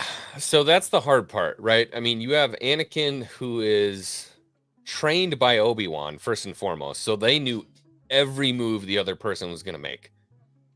I mean, they knew exactly what they were going to do. And then you have Anakin, who is 100% attack, and you have Obi-Wan, who's a Sorsu fighter. I mean, everything he did was all defense. So, like, is there a better chess match in the history of Star Wars ever? Like, no. These guys know exactly what they're going to do. You have somebody who's 100% attack, somebody who's 100% defense in the greatest battle of all time. God, I get goosebumps thinking about it. It was so good. And then John Williams' score is possibly one of the greatest music pieces in cinematic history. in one of the most expansive sets we've seen ever in Star Wars history. I mean, the battle on Mustafar, Jesus Christmas. If I gave you a year to try to figure out how to make that, good luck. They fight in the hallway and there's sparks flying and there's dead Viceroy Gunry's dead bodies in there, and then they do the little the Obi Annie. Yeah. Yeah. They go outside and lava shooting on them and all this stuff, and they still Anakin is just bloodthirsty, chasing him while Obi-Wan's trying to figure out, all right, we're gonna die here unnecessarily. But we get some of the most impactful dialogue in those moments. I mean, you have Obi-Wan trying to talk Anakin down. He's like, but I failed you, man. He fails to talk him down. Failed you. Yeah, I see through the lies of the Jedi, and he's like, and can you blame him for saying that? I see through the lies. No, you don't blame him at all because of everything that's happened to him. Yeah, and a lot of people that take that at face value, they're like, oh, he's just being stupid. Like, nah, dog. Imagine being in his shoes and everything you've experienced up to this point. Now, that dude that has been your homie for God knows how long shows up on the ship that your wife came to visit you in to kill you. How are you feeling right now? I'm gonna whoop his ass. I'm gonna do everything I can to whoop his ass. And he's like, bro, you gotta chill. You gotta chill. And it's like, no, I'm not gonna chill. Yeah. I see what you guys have been doing. I've seen what you guys have been doing. Not gonna happen. And, you know, Obi-Wan says, my allegiance is to the Republic, to democracy. Like, how are you not seeing? And he's the voice of reason. But that's the thing, is that in that fight, this is the great human experience, right? Obi-Wan is logic and Anakin is emotion. Yeah. And you can never win that fight. There's no way that fight is pacified. It's logic versus emotion, and there's no way to win. Man, when he was like, I have failed you. Oh man, for him to utter those lines is like breaking. Not only did he fail him, he failed Qui-Gon. He failed the Jedi Order. He failed everybody because that's the chosen one that was supposed to bring balance to the Force. Yeah. You know, not destroy, and Obi-Wan believed it because Qui-Gon told him. Yeah. And he's Imagine. I mean, he's basically you were supposed to destroy the Sith, not join them. You know, he's like pleading with him here. To the Force, not leave it in ruins. Oh, man. Not leave it in darkness, he said, right? Darkness, sorry. Yeah. And it's just like, you're hearing Obi-Wan begging him, I still believe in you, Anna. You're supposed to do these things. What are you doing? And he's like, it's all right, time's up.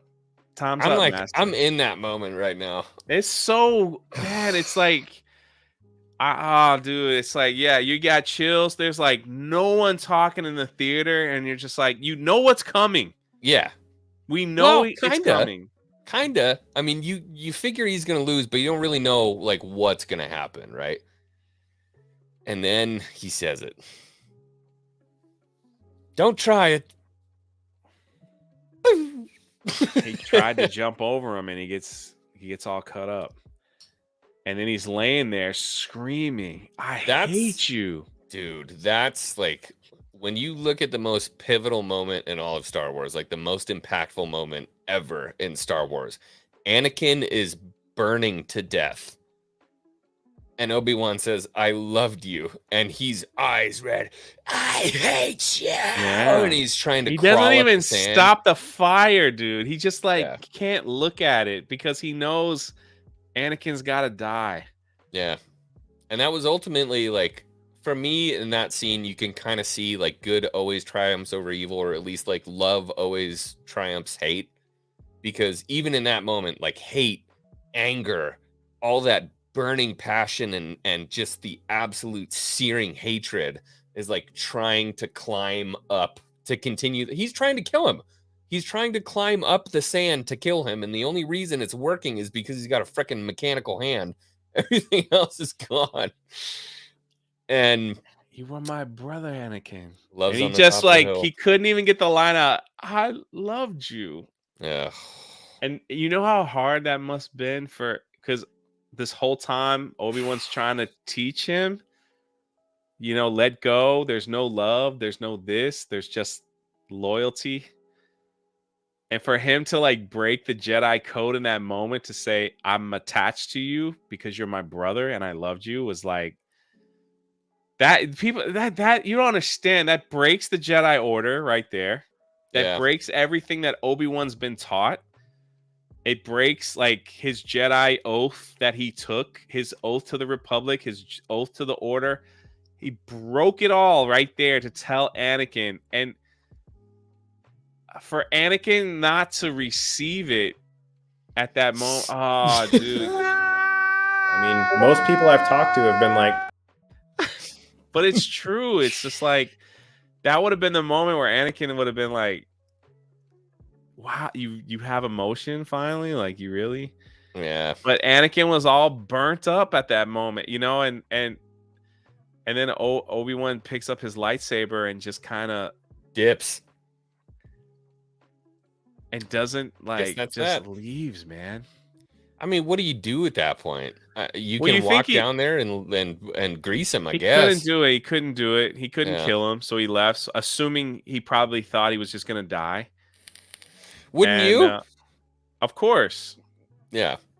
And then, Palpatine also feels like, hey, man, we got a problem. We got to go fix this guy. Like, he's still pretty powerful. So Palpatine shows up and they begin to remodel, Anakin into what we see now, which is Darth Vader. And Padme is giving birth. And she dying of a broken heart was a little.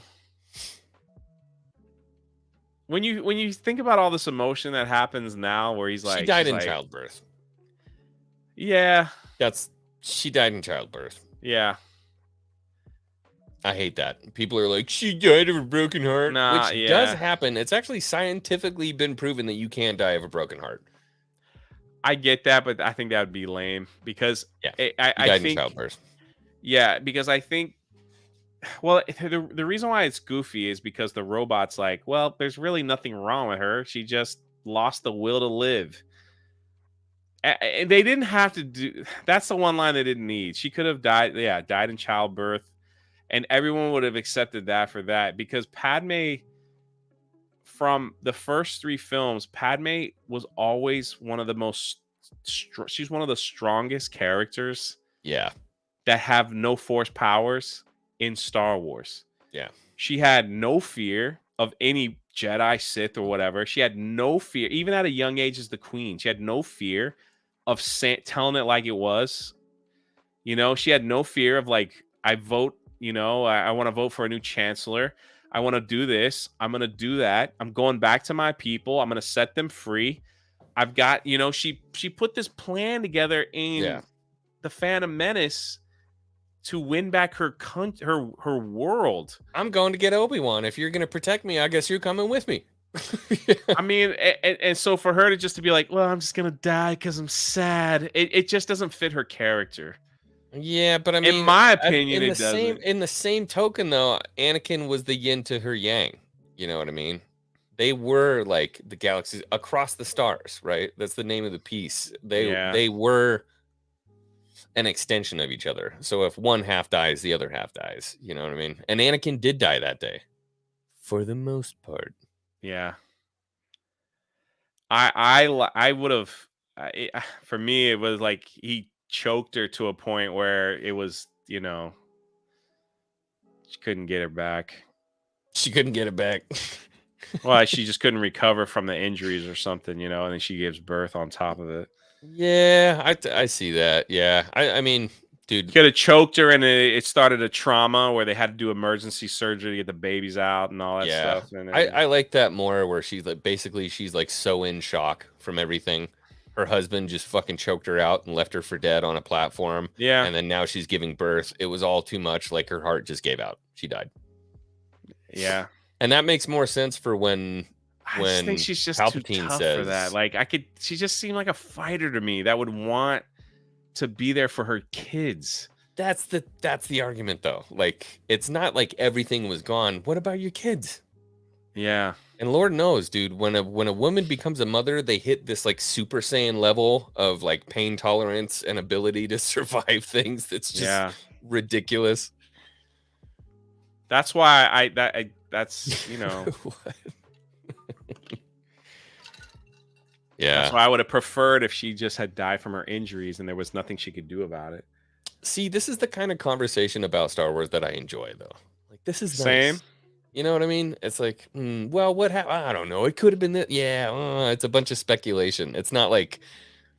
But that's that what was makes these dumb. movies so great. Because we can't have these conversations. You don't really have these conversations with like we're not really talking about Rocky 3. Yeah. Mr. T, if he had gone the left hook, he would have won that second. What if he didn't yell Adrian? Would it have wound up differently? Oh, I mean, we probably could have a fun conversation about Rocky 3. But anyway, but that's and yeah, it was sad. So then we have Vader being created, and he's like, "Where's Padme?" He's like, "Well, in your anger, you killed her." He's like, "I couldn't. No, she was alive. She was alive." And then the Emperor has that retarded grin. Yeah, I didn't like that. I thought that was kind of dumb. Yeah, there were a lot of. Then we got the the worst dialogue in the history of Star Wars. No! Don't make fun of my line. That was awful, dude. The only one who got the no right was Luke Skywalker in Empire Strikes Back. He's the only one that got that no right, and he was excellent. Yeah. He got it good. And then George Lucas, brilliant, put that no in the extended version of Return of the Jedi. It was god-awful there, too. He is the king of revisionist history when it comes to Star Wars. He's always going back and tampering with it. Awful, man. That no was 3. like, what? It's time for number 3 giveaway. No! Keep them occupied. I have to grab a beverage. I'm going to be right back. Yeah, no problem. What did you guys think of the no? I just think it was like such a powerful moment, and then they throw in that giant no, and you're just kind of like, it's kind of laughable. A Yo Mama joke in 8, dude. The sequels don't even compare to the nitpicky of Episode 3. The entire sequels was a worse joke than the no. It was worse. The no was awful. Yeah. I hate James Earl Jones doing that. It was just kind of like they could have had it a little bit better. I think Luke Skywalker's no in Empire Strikes Back was the best version of that long, dragged out no like that ever. So I thought that was great. I prefer Silent Vader. Yeah, like, oh my god, the no in Return of the Jedi is extra. That newer was when I first saw that on TNT, I was like, hold on a sec. I was like, am I being trolled? Like, what is that? I had to like watch it again. I'm like, they added that? This is terrible. What would you have had Vader say instead of no? With Palpatine, I would have just had him like continue crushing everything in the room and in silence. And that's it. I don't think he needed to do anything. Like him breaking out of that thing and just and then everything just kind of collapsing around him would have been that's it. Then go to the next scene, which is the funeral, I believe, of Padme. Whereas the last time you see the little carved wooden thing, that was rough. And they were like, yeah, make sure she still looks pregnant. Yeah. Ooh. And then there was that was the last time we saw Jar Jar Binks. Damn, dude. God, that movie was heavy. the ending was rough, man. And we're all like sitting in the theater in dead silence, Just like traumatized. And then in my theater, the first time we saw it, it was a midnight showing.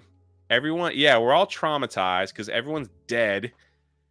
And then, you know, they're discussing the kids, and they're like, "Hey, take Luke to his, you know, take him to Tatooine, Obi-Wan. Your job is to watch." He got the rough end of the deal on that. Yeah, one. and then the other one's like, "Me and my wife would love a daughter. We'll raise her as our own." Okay, you get the girl. Where are you going, Yoda? I'm gone, man. I'm going into hiding. And I'm gonna go smoke pot and hang out with lizards for 20 in my years. theater, this was the funniest thing ever. Is everyone? It's dead silence, man. You could drop a pin. We get in. They show like the construction of the Death Star, and you see a young Grand Moff Tarkin. Oh God, the Tarkin! Somebody yelled, "Is that Grand Moff?" And we all started kind of laughing in the theater because it was and then Vader does his arm, he crosses his arms. Dude, they ran a hack job on Tarkin on that one. That was not good. I forgot about Tarkin. You know what's funny too?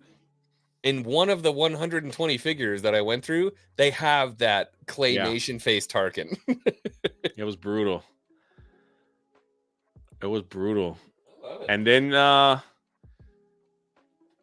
it goes to Tatooine, where Obi-Wan hands over Luke to Uncle Owen and Aunt Beru, and they look up and see the twin sons, and the end of the movie. And for me, we immediately went home and put on A New Hope. Yeah. And it was just like, holy crap, like this. And I remember we went to New Hope. I went back to the theater 2 days later to watch it again. I went back again, like think 4 days later to watch it again. I watched it. I think I watched it like 5 times in the theater. Damn, seriously? Yeah. I think I only saw it twice in the theater, and that was not nearly enough. Excuse me. No, I had to go back. Your second favorite? What's your first? Tell me what your first is. All right, it's time for the next giveaway. I'm not giving these away, but I wanted to show you these because I love this little set that I found in here. It's the giving away the twins. Isn't that a killer little fig set? That is actually really good. Yeah. That's a good one. It's a good set. I like these. Okay. Time for the second to last giveaway. Remember, anybody in the chat, if you want to be a part of it, you either have to have Twitter or Discord so that you can send me your address, because if you win and I can't send it to you, there's no point in it. So, which one are we going to pick? See, I feel like these are too easy now. Okay. There was one set in the Revenge of the Sith that used 0 CG. No CG at all. It was towards the end of the movie. Which set used no CG in Revenge of the Sith? Go ahead, chat.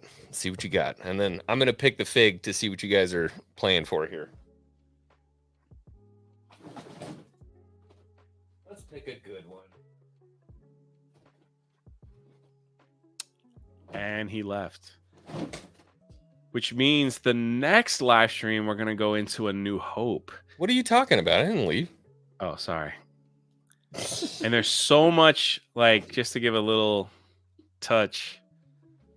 Why is Tarkin bossing Darth Vader around in A New Hope? Why is so much coolness that we're going to go over in A New Hope? Valiantez, the blockade runner. Yes. Oh my God, good for you. It was Bail Organa's ship at the end of the movie.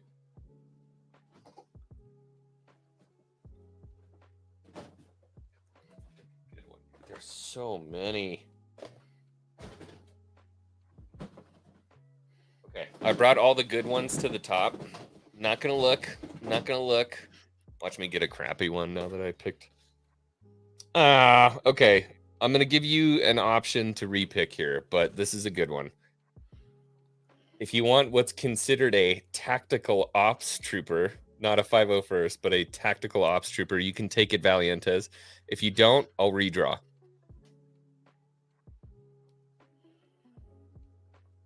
The 501st are like a dime a dozen, so if you don't want it, tell me re-roll. Just type re-roll in the chat. A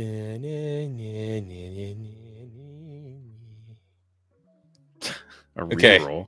10 seconds. 10, 9. You'll take it. Okay, perfect. 501st. If you're going to get a 501st figure, there's no better line than Revenge of the Sith because that's when the 501st did the dirty work. So, good 501st figure. Valientes. 501st. Okay.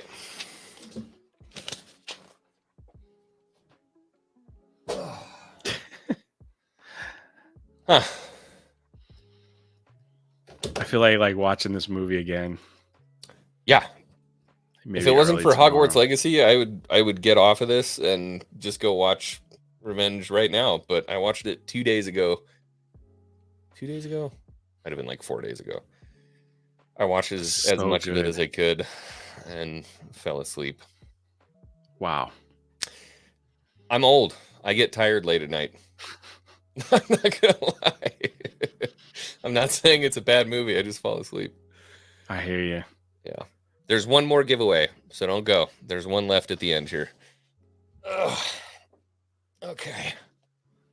I don't know. I think we had a great stream. Yeah, I was gonna say I don't know what we really have left. Best moment in the entirety of it. Got to be the think we covered Mustafar, it. You Were My Brother. Yeah. I don't think I can argue. Well, with I like that. this. I like how we did it. We kind of just walked through the whole film and Yeah. just grabbed some points that we really enjoyed and stuff that we thought was funny. I'm glad you were there to do it sequentially because my brain, I can't do that. Yeah, that's why I'm here. I'm here to help. I appreciate it. Next time, we're going to go New Hope. Yep. The movie that kicked it off, man, that started everything. We are going to skip the Kenobi series because in this When he world, gets into his YouTuber mode and he just starts like the inflections start changing. in this world, Kenobi series does not exist. So, and I will say this: so while we get ready for the final, the people always ask me why I like the prequels more. And I share this story all the time. I was in college, and there was a time where, I'm old too. So like there was a time where it was you had to buy your tickets early, and people would camp out to get tickets. Yeah. And me and my buddies did that with like 100+ people. And it was just so cool. I wish everyone could experience that as a Star Wars fan. Or whatever franchise that you love. And there's just something about every, a Phantom Menace. Like we're sitting there for 3 days. And it's not like what you think. It's not like we were like sleeping on the ground. It was like we were hanging out. We had our place in line. When we wanted to go home, there was three of my friends. When I wanted to go home and shower, maybe take a quick nap, I did. I came back, and we all had chairs, cheap lawn chairs, whatever. We sat there. People were like reenacting the old films. We had debates. We talked about the new characters. We talked about leaks. We talked about freaking rumors. We talked about all kinds of stuff, and we did that for every movie of the People prequels. walking around in Jedi gear and stuff. It was awesome, man. Yeah, they had robes. They were making the noises. They were doing all kinds of stuff, and like we did it for all 3 films. And by the time we got to Revenge of the Sith, everyone has already seen the Phantom Menace and the Clone. It's like 1,000,000 times, so they were reenacting that, and it was just like. It just was so cool to be a Star Wars fan. There wasn't anything what you see today. It was, I like this character. No one was like, well, you're stupid and you're dumb for like, no, that's, and they'd be like, why? By the way, they're probably gay. Yeah, whatever. But yeah, it was like that. It was like, there was none of that. And it was every race, every gender, every whatever. all ages, and we were all together talking and loving Star Wars and debating why this character is better than this one, and this one is better than that, and that ship was better than this one. And it was all like, it was passionate. And when it was all done, it was like, well, you know what? It's still Star Wars, and it's better than everything we got. And you're like, darn right. Like, you're darn right it is. Star Wars Celebration is supposed to be, though. It's supposed to be that revisit, that feeling, like coming back. You know what I mean? I agree. And yeah, we talked about, I remember the Revenge of the Sith waiting for tickets was at a mall, and they had a special place set up where you hung out. And yeah, for like the first 6 hours, we talked about all the cringy lines in the first two films and how we wish this would be this and that would be that. And we didn't like this cringy line, and we laughed at it, but it was still fun. Yeah.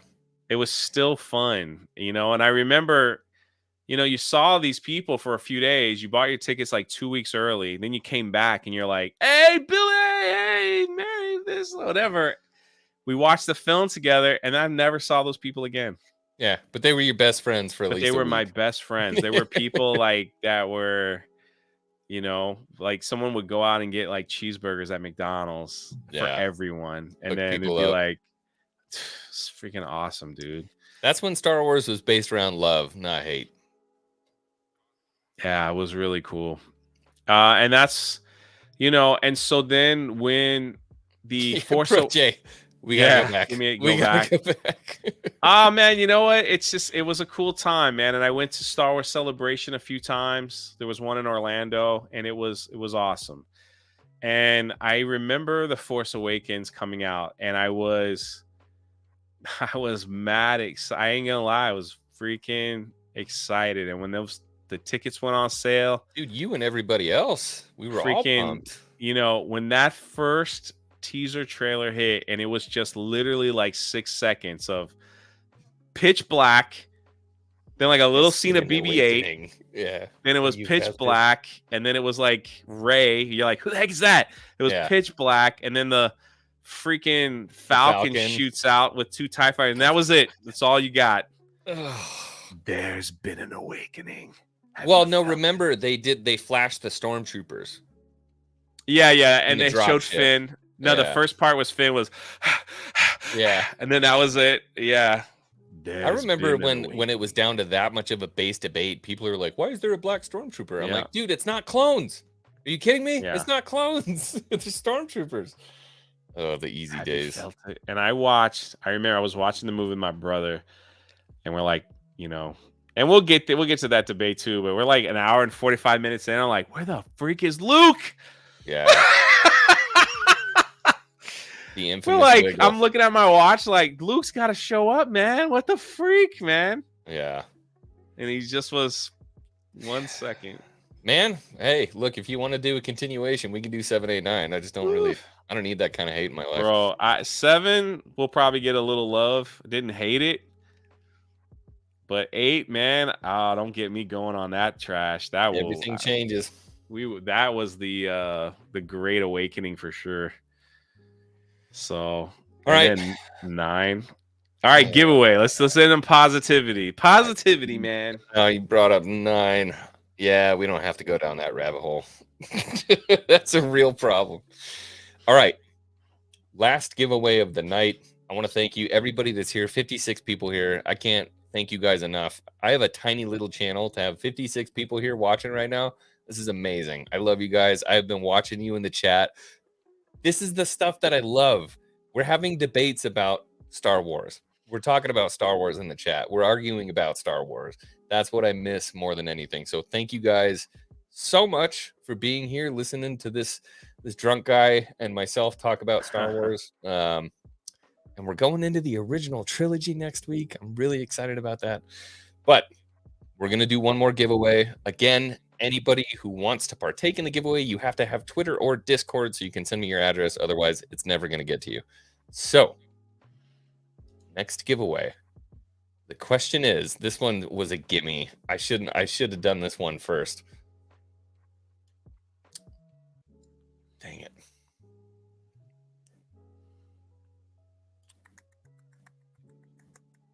I have to find a different one. I can't do that one.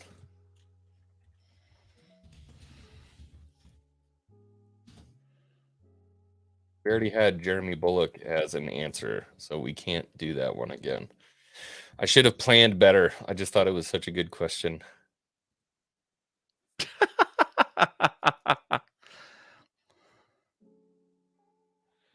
No, that's not a good one.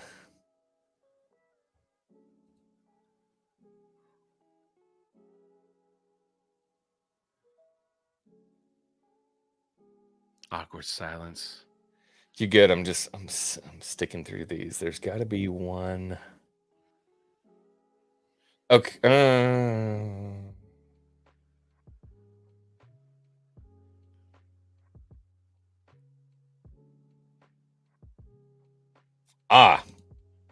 Okay. You know what? This wasn't even one that I saw, but I remember this from the behind the scenes.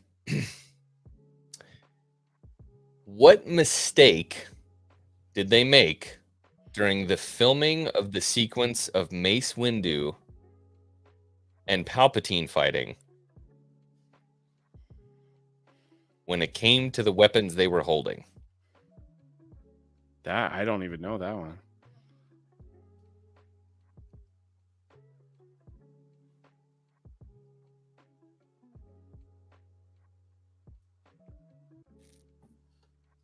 Dude, Flying Frisch threw that in. I know that you got typos there, but you knew exactly what I was talking about. What? In the movie, Palpatine is holding Anakin's saber in one of the scenes. Really? Yep. Flying Frisch. All right. Nice work, dude. I can tell you typed that in furiously and quickly. Palps, the Anakin sabers. All right, let's see what you got. Surely there's something worthwhile in here. Actually, just for that, I think I've got to get one. I'm going to pick this one.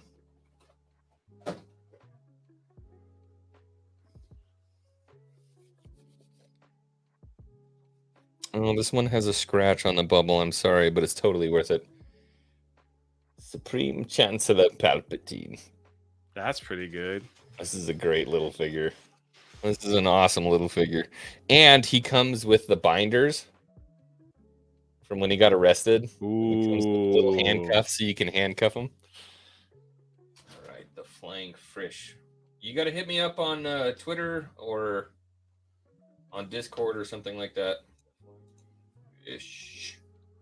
Oh, damn, you're international too. You're gonna bankrupt me, bro.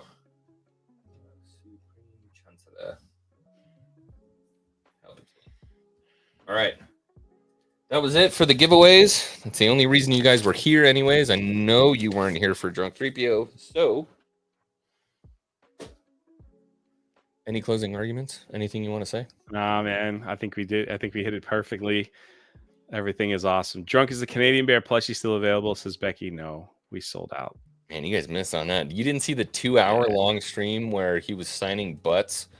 Yeah. And absolutely destroying my self-confidence on the internet? Remember that? He's like, this guy's such a piece of shit. He's horrible. I don't know why I'm friends with him. No one loves him. He's awful. I think we're good. That's Jay. That's Jay. I'm happy. Nobody talked about your app. No. All right, everybody. Have a good night. Thank you so much for joining me. As always, I am Xwing. Thank you to my co-host, Drunk 3PO, for donating his time to his Make-A-Wish YouTube channel. I appreciate it. And we will see you guys again next Friday for A New Hope, the start of the original trilogy. Woo! See you guys soon. Much love. Have a good night, and may the Force be with you. Always. One X-Wing? Great. We're saved.